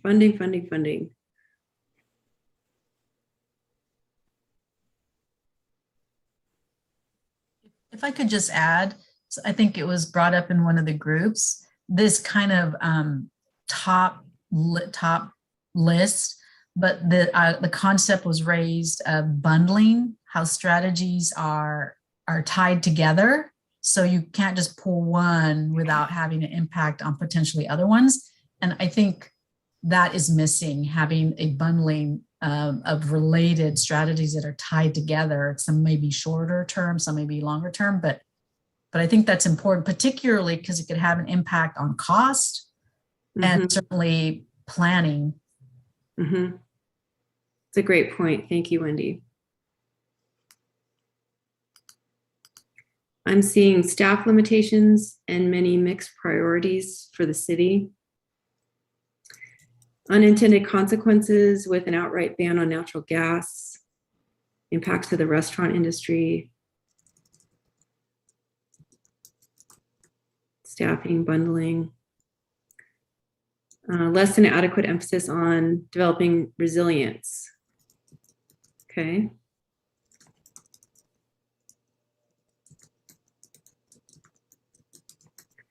And Tom, you wrote in the chat, as close to a full buy-in from all groups as we can get. Is that a concern or a red flag that you have, or is it a wish?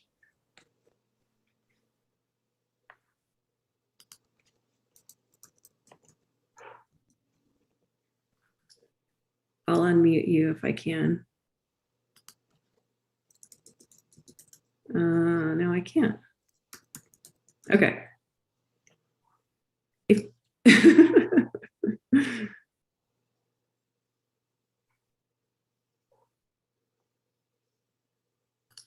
okay, Tom, we'll come back to you. Maybe, oh, I see. Maybe a concern, certainly wish. Okay, thank you. All right, city planning staff too car focused, over promising and undelivering because of financial constraints, keeping the public engaged, making politically unpopular decisions. That's definitely a challenge. Patricia?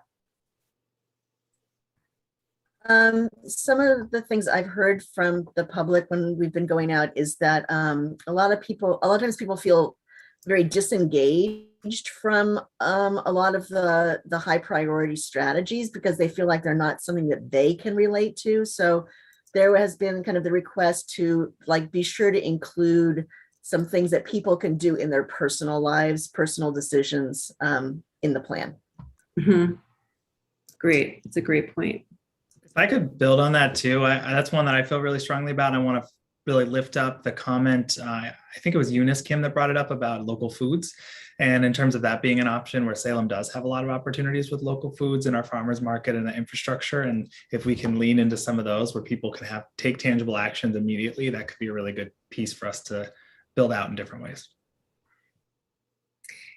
Yeah, that's a great point. And I would encourage, I mean, maybe we missed collecting your ideas about those specific strategies in the past when we were asking for ideas. But if you all have specific suggestions of strategies related to encouraging local food more than what we already have, please send them to us as soon as possible.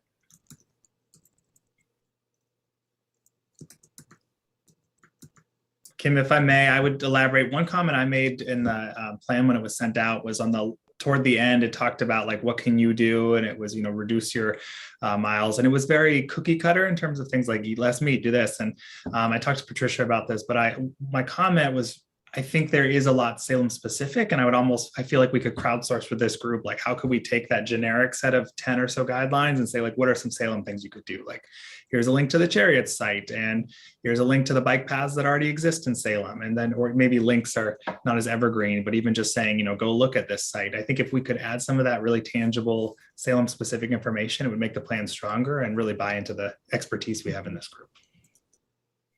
Yeah, I really liked your suggestion about that, Dylan. I read your comment that came in, and I think we'll definitely take a look at that. Thank you for that great suggestion. Well, and I'll just add that, one of the things we'll need to do is keep the website, going and updated. And so links like that are probably better on a website than in a document, just to keep it fresh.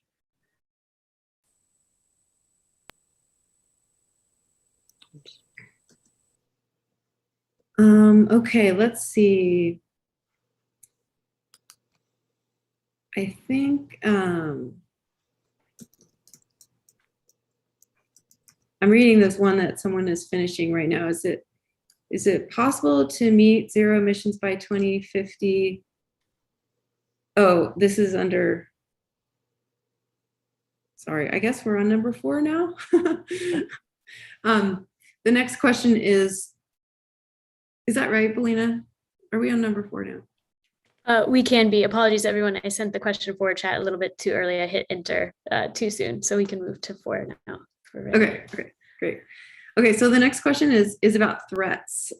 Thinking about, what's right under the surface that if we don't address, again, we're thinking about successful implementation of the climate action plan.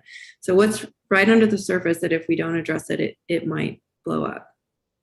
John? Well, this is a combination concern threat because I was doing the concern, but one thing that I've seen these plans like this from the state level and all that, included rope, is say sustaining momentum. And this is where I really worry about a 5-year transfer. I wouldn't do a whole thing, but I'm a great believer of do a few things right, get some successes, build on that. So I would have a rolling 2-year action plan. So that to me is one of the things is this just going to be on the shelf in a year? And that there's this poor staffer in Salem running around trying to coordinate everything. The other thing is this is going to take unprecedented cooperation. So you're going to need some real champions who are going to take each of these action items and make them go. And this is where I agree with one of the many things I agree with 350 is we need to turn this into a who does what when. We have 1,000 actions, but without the who does what when, it's just going to sit there. Yes, great point. We totally agree, and just wanted to point out that is one of the first things that will need to happen once the city identifies a full-time staff person to lead this, and that's probably going to be more of an internal work plan document. We're just not quite there yet in terms of the process right now. That's probably not the document that's going to get published right now. Okay, so I'm seeing lots of content here under threats. So someone says here, is it possible to meet the zero emissions goal without moving fully electric and not phasing out natural gas? Are there any studies that say that offset measures actually meet the goal of zero emissions? Seems that phasing out natural gas is necessary to meet the goals. Well, as we wrote about in the Ghg chapter, the forecasting that we did does not include any offsets. And that was on purpose because we wanted to just kind of get a clear-eyed view of what it would take to get to zero without using offsets. But the city may certainly want to consider using offsets when it gets closer to 2050.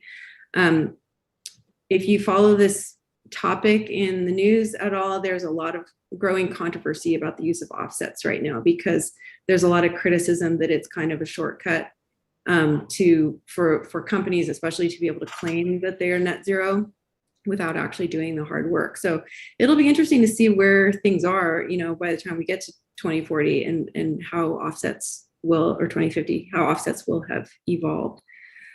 So anyway, with keeping offsets out of the picture, the answer is no. Our projections show there is no way to get to net zero by 2050 without phasing out natural gas. Again, it's kind of a simple look at the landscape. When you look at all the sources of fossil fuel combustion, they all essentially need to be eliminated.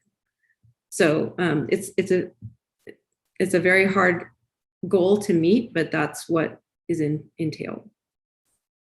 Okay, then second one says, yes, Patricia mentioned that some people feel disengaged. We talked about the cookie cutter. Yes, we talked about how a natural gas ban would be very controversial. Gas tax equity issue. The gas tax did not make it into the, well, actually now I can't remember if it's in the final strategy list. But yes, there's an equity issue with that. Issues with RNG. This is a new one. Salem as a destination for climate refugees and the resulting impact on our best laid plans. Does the person who wrote that want to elaborate at all? We haven't talked much about climate refugees so far.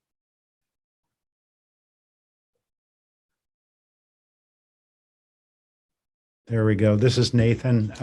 I added that one just as an architect. We've been flooded with requests from people out of state wanting to move to our area and to design homes for them. And I think that this may just be the first wave of that. These are the people who can afford to do so. And how do we respond to the growth when those from warmer areas like the Southwest, and when they run out of water, how are we going to respond? So that's some serious long-range planning that should occur, as well as just that is its own form of disaster preparedness and planning for resiliency.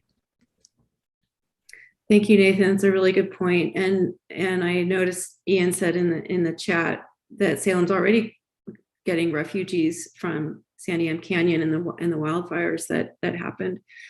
And Casey's a climate refugee. What do you know? Interesting. Wendy says, will we receive a copy of these comments? Do you mean the chat itself, Wendy? We can certainly send that out if you like after the meeting. Connor, you have your hand up. Yeah, I think that the discussion around climate refugees is relevant from a number of different discussions we've talked about, which is, I think one thing we got to make sure that we're not doing here is getting so myopic about what's happening. We want the city of Salem to be an example for how we can reduce carbon across the country and across the globe. We're talking about reducing greenhouse gas emissions, which are a global greenhouse, it's a global problem. So as we talk about, for instance, climate refugees coming in, I don't think that's necessarily a threat to our goal here, because if we have people coming from other areas into a greener city, I think that that's a net benefit for the globe, which is what we're trying to work to help here. So I think that this is just one example of several where we don't want to lose the forest for the trees here. We want to do as well as we can here in the city of Salem. We want to move the ball as far forward as possible, but we don't want to do things in Salem just to press ourselves down to zero at the expense of emissions outside of Salem. And I think that this is one of those examples that we should probably make sure that we're keeping a global eye on these strategies. Yeah, two comments on that. The whole climate action plan is in response to the goal that the city council set. So it is Salem specific, and the sort of goal of the project was to make a Salem specific plan. Regarding climate refugees, I agree with you, Connor. I mean, there's certainly not a bad thing. I think it's just a matter of the speed at which new arrivals may come. And if it's quicker than the city can easily accommodate, that could create additional stresses on infrastructure. But hopefully it could be a good thing. Okay. Like the focus on partnerships. We're assuming the electric system can be decarbonized despite the technology for it not existing. Are we ignoring a big problem? Wendy, do you want to say a word about that?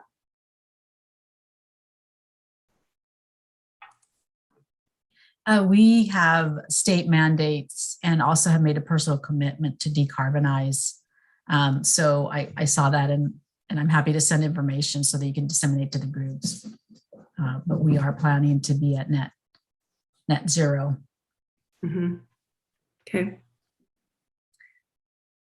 I appreciate the comment, though. It's a good question because people who aren't following it as closely as some others. So, but I'll send information along. Those are good bugs, sorry. No problem, thank you. Okay, and then the last comment on number 4 was focusing on the easier actions early to feel better personally and politically, while deferring the harder, more expensive, and most challenging required actions to later, maybe too late. That's a really good point, and there's just no denying that taking serious climate action plan is very challenging politically and otherwise. And there's a natural tendency to choose the easier options first. Ideally, it's a combination of both, taking action on the easy items and laying the plans for the more difficult and longer term items at the same time. Janet, you have your hand up. Yeah, I wanted to talk about equity for a moment, but I will also point out that the electricity sector is reducing greenhouse gas emissions faster than any other industry in Oregon. So like they're getting it done. Also, I feel like Alex from Moose is not here, so I'm channeling him. So the concern about, rising rent prices, kind of green gentrification, the equity issue on the gas tax, which I think is kind of dead now, but also the idea that I do think that, you mentioned like affordable housing at the beginning of the meeting, and a couple of small groups mentioned equity issues, but I am worried that that is going to be talked about like kind of less and less and less as things move on. I'm also concerned that the areas that actually reduce greenhouse gases are mainly, kind of like energy and transportation. And then kind of the other areas are kind of cool and sexy, like local food, but they're not helping in terms of addressing climate change. So they're more on the like resiliency side. So I do definitely think in the next 10 years, we do need to kind of focus on, kind of equity issues and then, kind of energy and transportation. Mm-hmm. Great, thanks, Janet. And yeah, just a reminder that the Climate Action Plan is intended to be both, right? It's supposed to address reducing emissions and resilience. So I understand your point, but those kind of local food strategies are really important also for building local resilience and local networks, strengthening local networks, which can be an equity issue as well. Going back to electricity for a moment, Wendy, I wonder if I could call on you again, because this is a question that has come up a couple times. Can our local electric grid handle the increased demand for, as we're anticipating so many more things being electrified, how does that increase the grid? Sorry, I'm trying to.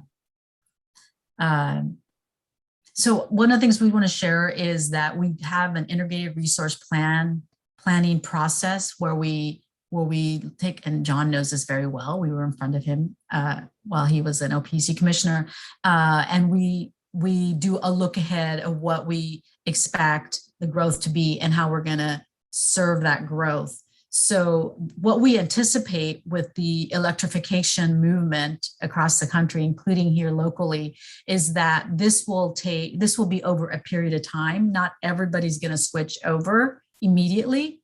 Those are some lifestyle changes. And so as a part of our planning, we're looking at those pieces in order to be prepared and ready to serve the increased demand. But again, we're looking at it from a phased in approach in terms of what we're seeing as patterns and trends around electrification and having a plan in place to meet that increase in load. Great. And just to reiterate, Wendy's talking about PGE has an IRP or integrated resource plan, and every utility is required to do very in-depth long-range planning. So without putting words in PGE's mouth, I'm just saying that they are required to be looking at these long-term trends and making sure that they do have the capacity to meet them. And I should note that a part of the planning process, and I certainly would appreciate former OPC Commissioner John's comments, but a part of the planning process, because he knows it really well, is data, policy directives, customer information, economic projections, and energy efficiency adoption rates are all utilized to forecast electricity demand over the next 20 to 30 years. And so we're looking, that's how far we're looking out. And so those, again, we're required to do that, to deliver that to the OPUC and have a plan in place that far ahead. John, did you want to add anything? I don't put you on a spot, but. Well, no. The other thing that we've always required, or the commission's always required, is that we don't believe in point forecasts. So this is getting to the heart of what Nathan was bringing up. We really want to look at all possible scenarios and make sure that PGE, essentially, or Northwest, or any of the regulated utilities has a plan for meeting demand reliably and not only reliability, but now in a very green manner. Over all scenarios, whether or not PGE, like say take Salem, if it grows by 100,000, 50,000, or 200,000, these are some of the things that we require PG to take a look at. Right. And we're working on our next IRP right now, and we are taking into consideration electric transportation and electrification of other items like appliances and so forth. So that work is happening now for the next IRP. Great. Thank you, Wendy and John. Connor. Yeah, thanks, Kim. I think to add a little bit of color here, I think one of the things that troubles me is that I think Portland General Electric and Northwest Natural are in very similar situations right now. I mean, we both have upcoming requirements to decarbonize. This is coming from the state of Oregon that we're going to be required to meet. We both are dealing with emerging technologies in order to get to those goals. And we're investing in making sure that we do everything we can to use the best technology to reduce our carbon. From the electric side, there's an electric storage problem that needs to be dealt with. On our side, we're working on renewable natural gas processes that we've only been allowed to purchase for the last 10 months. So these are all very new, but from a city perspective, we're looking at two different utilities that are both in very similar situations from a requirement to decarbonize. And I'm hearing a lot of voices saying, Northwest Natural can't do it. That technology is not going to be mature enough. The electric side, they can do it. And our entire energy system is dependent on that assumption being correct, on technology, maturing exactly as we expect it to in this context. And I think that a better system for us would be to work on decarbonizing. And not only that, but Northwest Natural and PGE's decarbonization efforts are very reliant on one another's. I think the extent to which we are trying to decarbonize the electric system, I mean, there's studies out there that we've seen as recently as 2 years ago. If you were to take away all the direct use of natural gas in the Pacific Northwest, you have to double the size of the electric system. That is a huge goal to meet, especially when you already have to decarbonize the existing electric load, plus load growth, plus new population, plus the existing customers. It's a huge deal. And we're saying that can be done, this can't. So says it, that's how technology is going to mature. And I think that that's a really dangerous place for us to be, assuming the technology is going to happen exactly as we expect it to. Thanks for that, Connor. I definitely understand your point. I do just want to point out that one of the important reasons why natural gas is different is because of the carbon accounting methods for renewable natural gas. So in essence, with renewable natural gas, you're just moving the emissions from one place to another, and the electric utilities don't have that same situation. And so that's one reason why there's been so much discussion about renewable natural gas as a solution for meeting carbon neutral goals. Yeah, and I think that this is a discussion that we've had about how to account for that. I mean, ultimately, if there are emission sources outside the city of Salem, and those are just being flared off right now, or that's just being emitted as methane on a farm just outside the city limits, and we collect it and we use it as usable energy, then we're starting to heat people's home with energy that has been wasted for forever, for as long as we've had, farms and wastewater treatment facilities and garbage dumps. The extent to which those things will no longer exist by 2050, again, we are relying on technology that we don't have today. I mean, we're saying these things are just not going to exist, and so that methane is not going to be there for use in the renewable natural gas sector. And we're saying it's there right now. We're going to get it. And so, we're here saying, look, if you want to talk about, the emission, whether or not we should count renewable natural gas towards our decarbonization goals because we got it from outside and now we're using it inside. Either way, that is natural gas that we're no longer using because we're collecting natural gas emissions that already exist. If you really believe that in 2050 there will be no methane anywhere in the entire chain, then we are still planning for that future. We're looking at other ways we can deliver energy even in that situation. But it's a really slippery slope that we're starting to get on here in terms of assuming a perfect future here in the ways that you're hoping for it. Yeah, no, absolutely. We're definitely assuming there will always be methane emissions coming from landfills and wastewater treatment plants. And it is a great thing to capture those and use them in a way that is beneficial to the environment. Yeah, I'll just leave it at that. We know there are issues with carbon accounting that we're wrestling with on the inside, but I noticed the time is ticking. So I want to get to number 5 in our question. Janet, are you okay if holding your comment for just a sec? Okay. So number 5 is take a step back for a moment. So let's just imagine, this plan is finished. City Council adopts it on December 6th. We move into 2022 and we're ready for implementation. Is there anything we're missing as we think about moving forward? So I'm seeing some comments. Longer term strategy or prioritization of activities 15 and 30 years out. That's a good point. Celebrating achievements of individuals and companies. That's a really good point.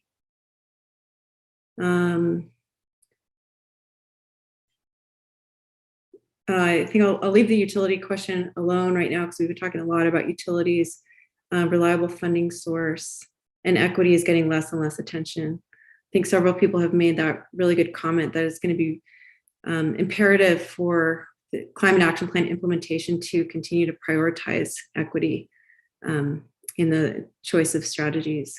Casey. Yeah, thanks, Kim. I think one of the biggest things that I see that we're missing in terms of emphasis is public outreach and education on why this is so important.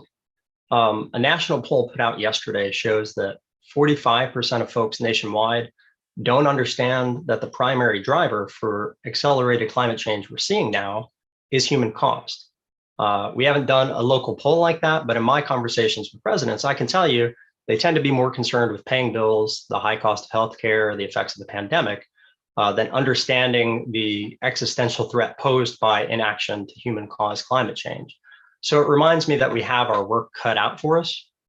Meanwhile, economists at Swiss Re, the International Monetary Fund, and Moody's, as well as others, are showing that the cost of inaction or inadequate action drastically outweigh the price of investment in the future. And to put it into perspective, governments have spent, I think, almost around $11 trillion since January 2020, or 10% of the global output, in response to the pandemic. Meanwhile, hitting emissions reductions targets costs somewhere between 2 and 3% per year. So a fraction of what we've spent on the pandemic would get us to where we need to be for greenhouse gas emissions. So it's critical we understand, and the public understands, that these aren't sunk costs we're talking about. They're investments in the future that provide cost savings as well as the obvious public health benefit. And so if I may real fast, in terms of investment, Ithaca, New York, which has a budget far less than we do in Salem, of around, I think, $80 million, is working to achieve more ambitious targets than we're even talking about today.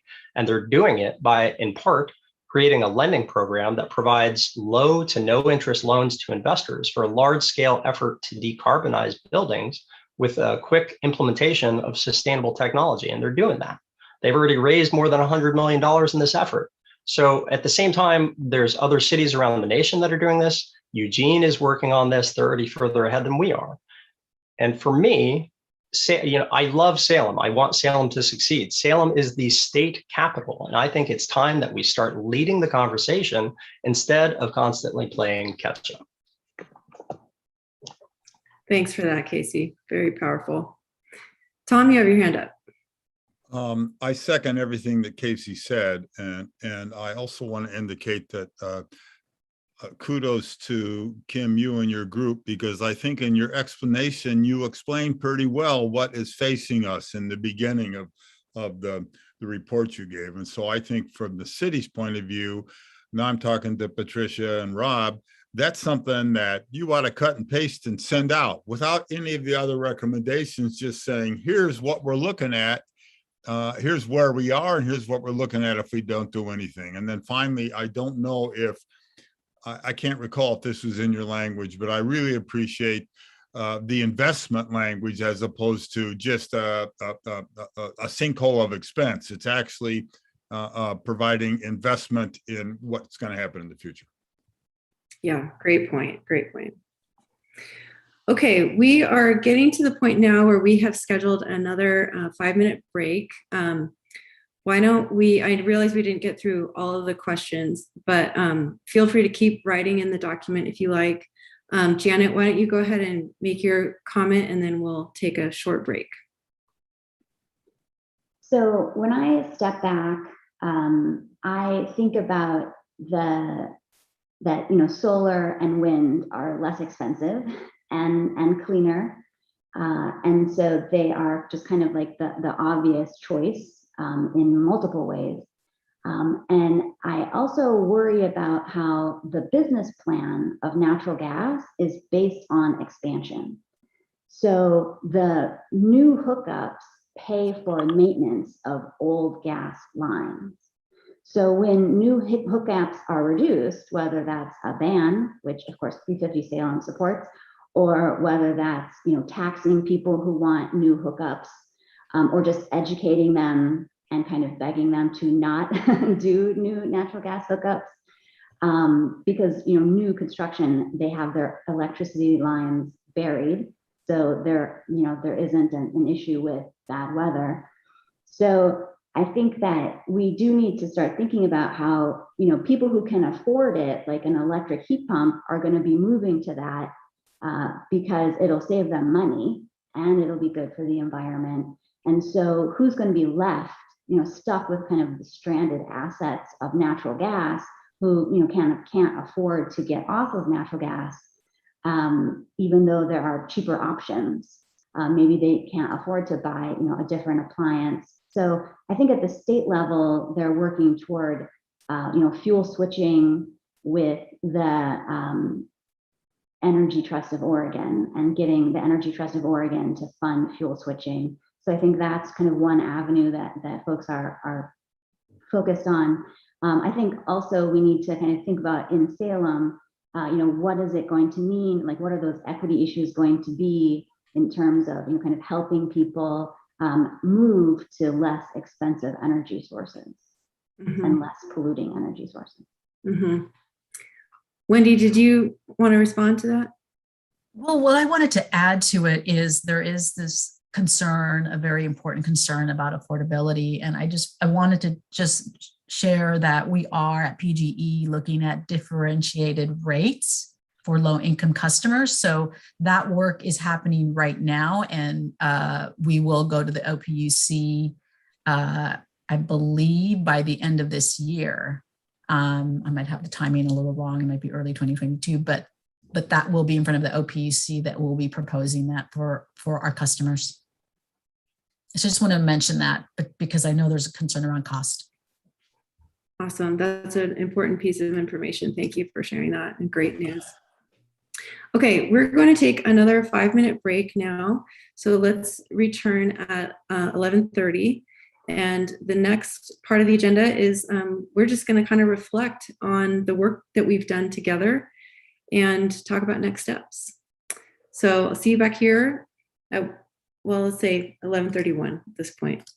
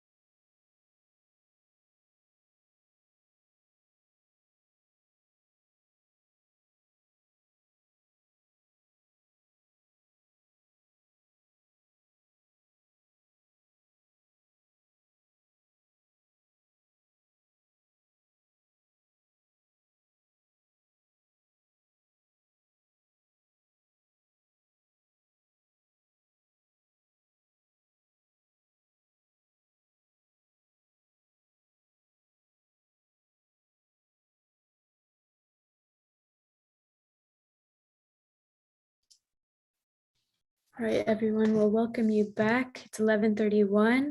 So as Kim noted, and as you trickle back, we'd like to do some reflection on our journey together so far.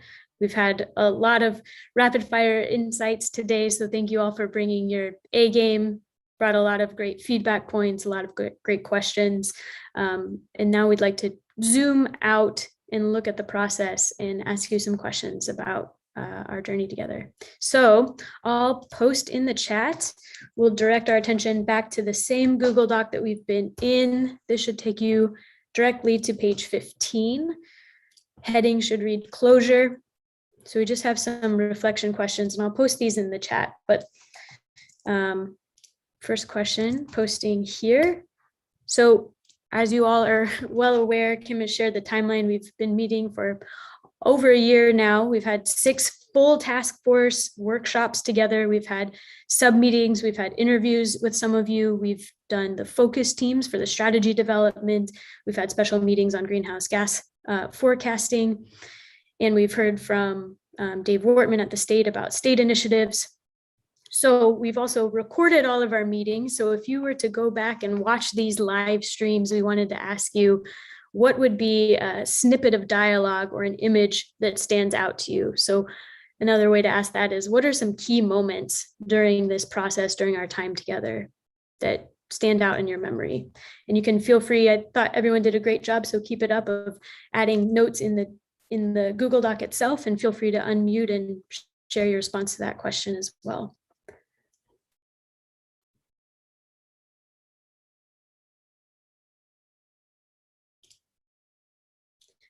And I see the first point there is wish everyone felt comfortable speaking up. We note that there's some silence right now, so thanks for using the Google Doc. And we know that there's some voices that probably dominate the conversation, so we appreciate everyone who does speak up and everyone who's followed up, maybe more behind the scenes with emails as well.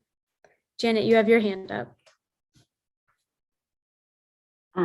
Maybe this is because of increasing media coverage, or the recent, IPCC report, or the disasters of weather and fire lately. But I feel like, people are just more and more kind of on board with realizing this is a crisis. It's immediate. It has a short timeline. We need to act now. And this is kind of in the interest of everyone. So I really felt like people were really kind of pulling in the same direction. So I found that kind of very heartening. Thank you, Janet. Yeah, great reminder. Last year we had the wildfires, we had flooding. This year we have the ice storms, getting back into wildfire season. Really a truly lived experience. And another great reminder that while we all might have different perspectives, and maybe there's some debate that happens, we all want Salem to thrive as a city and as individual community members. So thanks everyone again for bringing your diverse perspectives. I see also someone noted diversity, equity, and inclusion need to be an overarching focus. So great job bringing that to the forefront. I think that that's come up in every single task force meeting that we've had. So great attention there. Zooming the days of COVID, definitely. We haven't met you in person. You've all been great about tuning in online. So thank you for bearing with all of the technical innovations. I won't say difficulties. I know there's been some learning curves. So thank you for your work on that front too. The graph breaking down the sources of greenhouse gas emissions and transportation being the largest. Definitely there's, as you've seen, a lot of complex data points that go into forecasting and greenhouse gas emission inventories, and finding ways to present the data in an easily digestible way is important.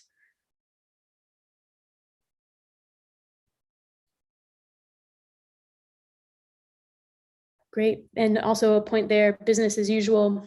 Even the implementation of some measures won't get us to the goals. So this came up earlier in the workshop today, but change is going to be on a high level. A lot of change will be necessary and a lot of change will be difficult.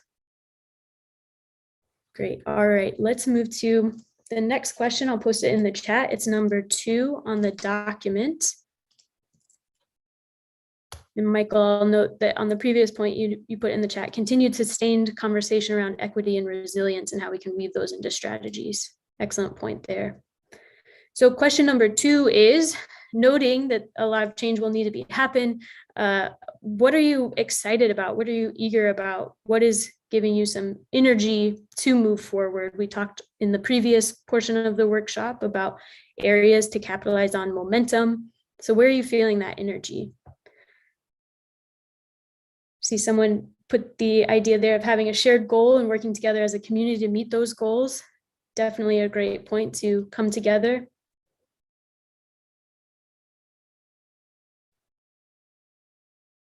Finalization of the plan. Yes, very exciting. We've put in a lot of work. Council meetings coming up in December, so having approval on strategies and on the document means implementation will be moving forward. Yes, Tom, I see you put that exact note, so thank you for putting that in the chat. And let's see, Mike, you have your hand up.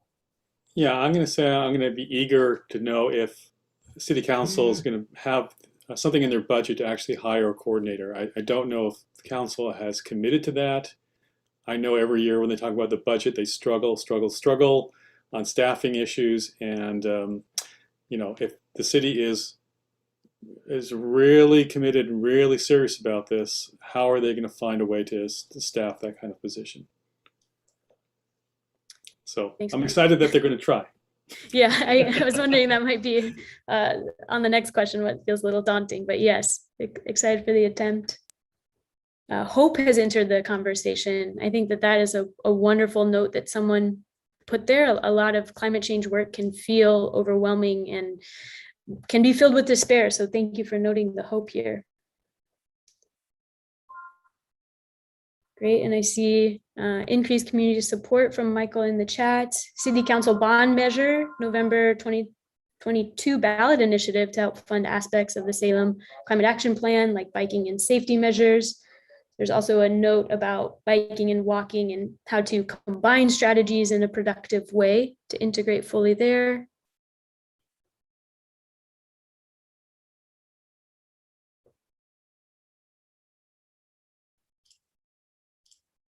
Great. Nathan pointing out that maybe in the chat, maybe more than one full-time equivalent position for the city, maybe 1.5 might be needed. So noting the human power that needs to happen. Chariot's getting 10 new EV buses, very exciting. Great job, Chariots.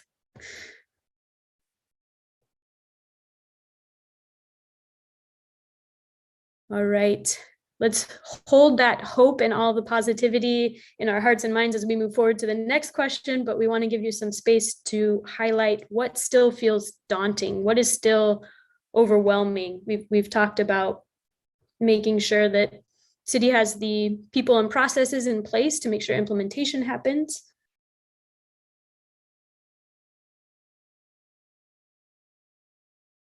Plan is still a little bit overwhelming for the general public. How can we better communicate the goals and vision clearly? Good point there about how to make the plan more accessible and what kind of outreach needs to happen moving forward.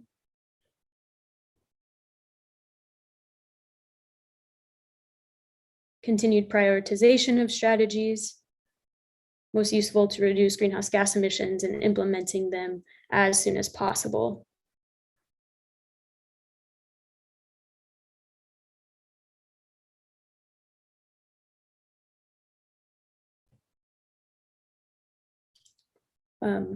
Synthesizing the point here, 3B, about the overwhelming nature of having to meet over Zoom and not being able to meet in person, some of the challenges of that, and noting that there's some uncomfortability to go forward with some elements still unresolved. Janet, you have your hand up. Yeah, I just wanted to say that, we've been talking about strategies, but I think we need to, talk about, some more specific kind of tactics and actions, and kind of break those down into kind of smaller bites. And I want to think about the climate action plan as more of a blueprint than as a menu.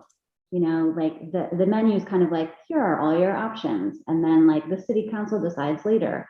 But I would like it to function as more of like a blueprint with specific actions and like really specific advice about you know, like these are the top priorities, like these give you like the biggest bang for your buck in terms of like reducing, you know, greenhouse gases, improving, you know, kind of equity, health, and safety. Yes, great point. I think we all might be feeling that tension too of how do we get the current version into a more work plan, action plan type of document. Kim mentioned this earlier, but even though we've put in all of these months so far, there's still more to be done. Actions still need to be approved by council. And once that happens, that's where the blueprint I think that you're hoping to see will come to fruition from the city and getting that action plans. I forget who brought it up, but who does what when. John, that might have been you, but that's where that will come into play. And that will be key to actual success so that it isn't just a menu that sits on a shelf, right? It's a blueprint that you can really build upon. I'm just going back to the list here.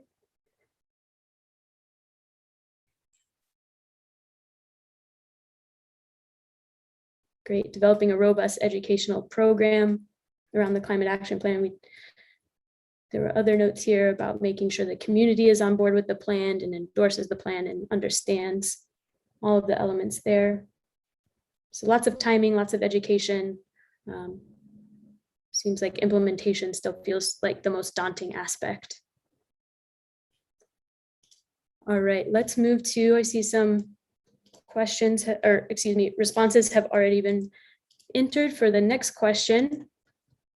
But the next question is, thinking of where we first started last year and where we are now, how have you shifted over time? So what were some maybe initial feelings, expectations that you had, and how do you feel currently today? How do you feel leaving the meeting today? Someone noted initial concern at the beginning of the process about outcomes and left cautiously optimistic. Implementation, as we noted in the previous section, will be the really hard part. Another person noted entered feeling pretty anxious and is leaving hopeful. Someone also noted feeling impressed with the role and deliverables of the various groups. So thank you for noting that.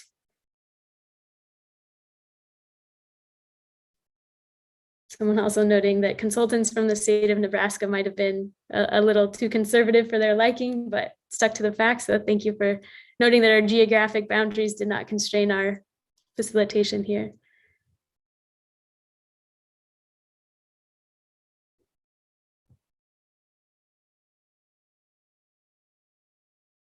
Better diversity, equity, and inclusion understanding. So I might interpret that to mean that maybe someone came in feeling little less of a knowledge capacity, not knowing too much about diversity, equity, inclusion. Maybe that expanded through the process.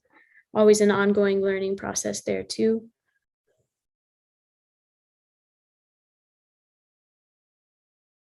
Yeah, another point that came up is feeling a little bit overwhelmed by the expectations of action compared to the ability to deliver. So I know when we send out the invitations last year, it was probably a big undertaking and you all have really risen to the occasion. So thank you for continuing to show up and engage.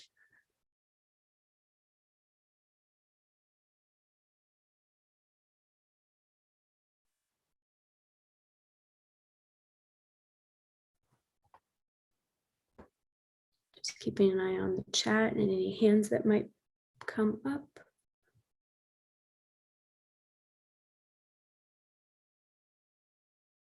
Also on the point of diversity, equity, inclusion, someone noted that maybe some more diverse voices weren't able to attend as many meetings and feeling disappointed about that.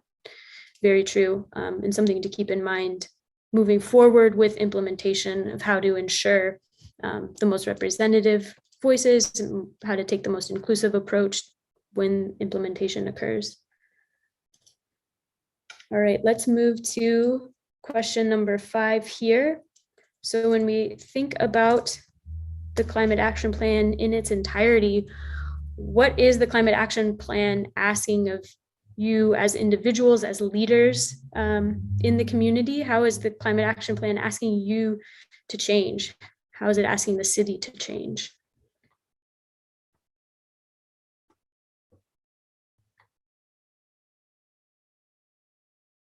The first note in the Google Doc is that Climate Action Plan asks us to hold the biggest greenhouse gas contributors accountable and understand that while individual behavior changes are encouraged, large-scale industrial change needs to happen and will help the city move forward.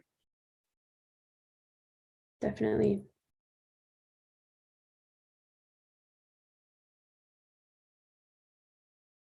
Community training and education needs to occur on an ongoing basis so that the community can join and celebrate milestones that have been achieved. Definitely need to take a community-wide approach in the change. Great. Another note about institutional and structural changes will be imperative to success in really lowering greenhouse gas emissions. Another point is connecting with the vision here. Climate Action Plan invites us to think of a city that is affordable, clean, and equitable. Definitely something worth fighting for, as someone noted there.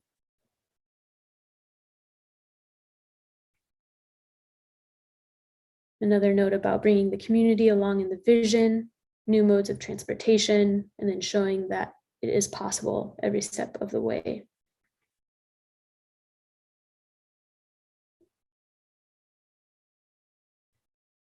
Janet, you have your hand up.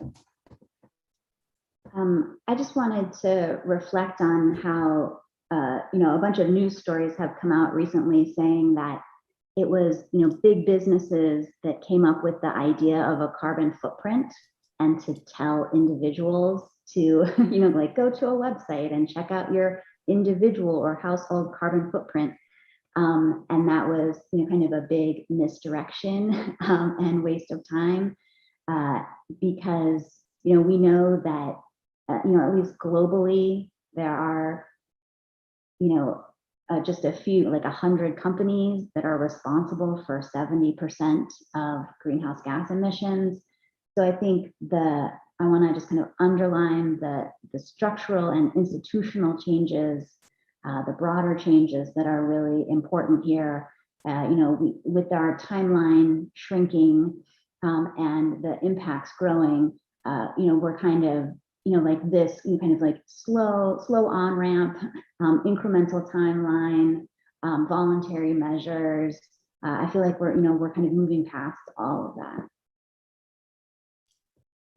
Thanks for that reminder, Janet. Similar to, we could argue with recycling and waste management, right? So the burden has been placed on individuals and consumers, and we want to find the areas of biggest impact to reduce greenhouse gas emissions. All right, we just have a couple of minutes left. This question didn't make it onto the Google Doc or might have been deleted, and certainly something for everyone to think about moving forward from today and past December. But if anyone would like to answer this question out loud, please feel free. Thinking of your role in the community, whether it's where you volunteer or where you work or your position of leadership, what is at least one step that you are thinking you can take and help move the climate action plan forward? Ian. I'll speak for Chariots. We're taking seriously the call to action of quadrupling public transit ridership. So we're beginning a process of looking at how we might be able to do that. Likely it will require partnerships with others on that, but we are putting in or beginning the process of figuring out what that would take, what that would look like. And so then having conversations about that. It's a really nice timing because we're undertaking our long range transit plan, like Mike said. So wonderful. High fives, Ian. Tom, are you giving Ian a high five too, or do you have your hand raised? I have my hand raised. Funding. That's what we're going to have to do as the council. And I would be happy to give up all of my salary to do this. That's a joke, folks. I don't get paid. Thank you, Tom. Anyone else would like to share what they see themselves doing in the next few months and then after December?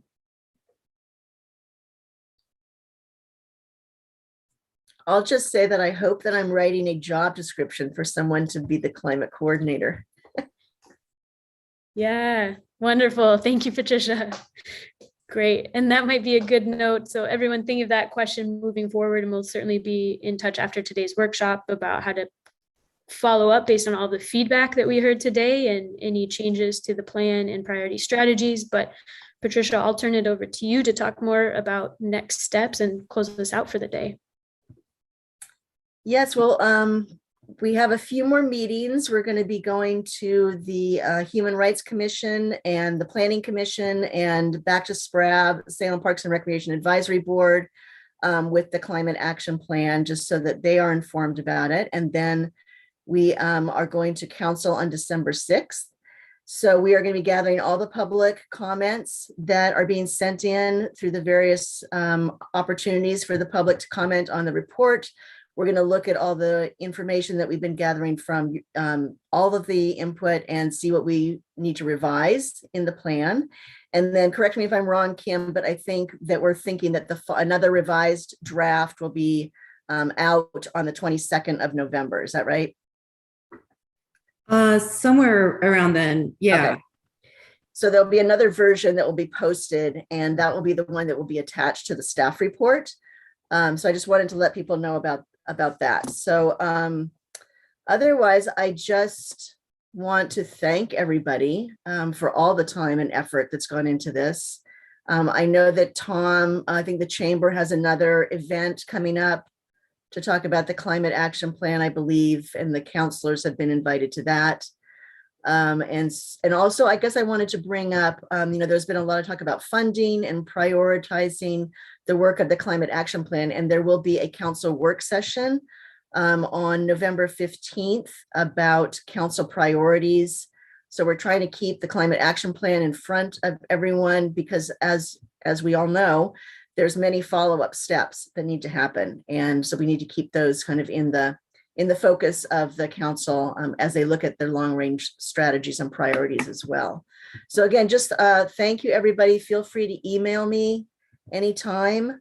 I guess I'll bring up another idea that Shane had, which I thought was excellent, was maybe if people want to come or attend on Zoom the city council meeting on December 6th and talk specifically about certain strategies that they particularly want to champion, that maybe we kind of have some sort of organization of that so that people are not being repetitious and that certain things get addressed so that people's favorite strategies, or at least I guess the least favorite will be covered, but favorite strategies get covered in support if people are interested in doing that. So let me know if you would like to attend that and voice any particular comments, and we can see if we can kind of orchestrate who covers what.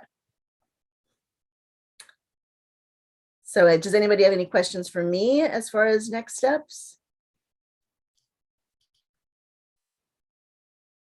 All right. Well, Just thank once you again, again. when's the deadline for sending you comments, Pat?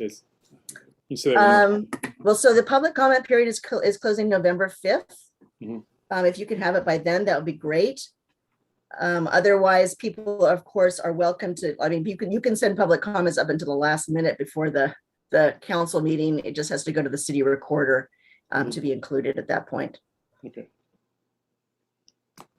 So I've got a question. It may not be for Patricia, maybe it's for Kim, but not to belabor the issue of the gas ban, but to come back to that. We talked about that quite a bit today. A lot of controversy, a lot of thoughts earlier. It's going to be the most controversial part of this plan. I don't think there's any question about it.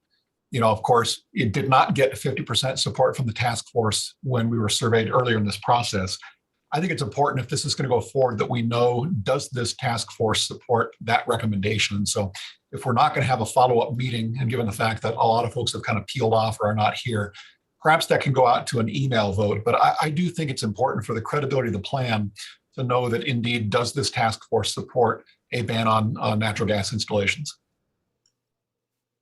Thank you for that comment, Mike. And just to clarify, we are not asking the task force members to vote on any of the nearly 200 strategies, but we certainly do want your comments. And so what we would request is that you send in your opinion on that strategy to the website that I just posted there in the chat. And then those comments will become part of the public record. that actually go before the council. So they will in a sense count as votes. We'll be able to see one by one who was in support of it and who was opposed to it. Okay, so just to clarify, we're unwilling then to go to the task force and find out if they support the most controversial element of the plan. Well, that's what we've spent this meeting talking about, and other meetings as well. Right, So, and in the earlier meeting that did not get 50% support. Well, I might take issue with how we're counting 50%, because we haven't had 100% attendance at all of our meetings. I'm not sure which vote you're talking about. We did do a couple of surveys along the way, but they were not, scientific surveys. We didn't have the wording that's in there now. So I don't know that it's a fair statement to say that. We also didn't have the expectation that everything in the plan would achieve a certain percentage of support from the task force. The task force's input has been incredibly important to this whole process. You all have helped to co-create what the plan is. And we are still in a revision process. So we are certainly listening to all of the concerns that you all have voiced. And we will take a special care to look at the wording of that strategy and decide what is going to be the best way to move forward on that. I guess I would just add that, from the beginning, we had the 2 goals set by council that we were trying to reach. So I think the gas, from what I've been hearing, is that strategy is critical to being able to reach our goal. So. Okay, even though I won't get into the details, but I would respectfully disagree.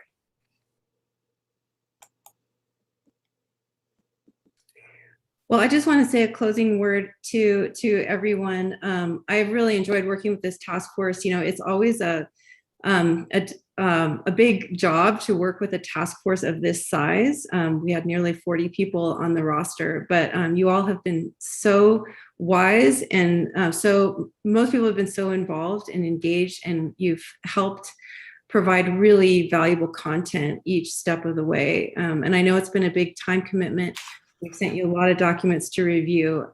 So I really appreciate your involvement in this process. And I really hope, my personal hope is that each of you will stay involved in the process. Veritas Group's part of this project will end, but we hope that all of you will stay involved and help to make the climate action plan a reality, and to achieve that vision for what Salem of 2050 can become. So thank you so much for your work. Thank you, Kim. Thank you. Thanks, everybody.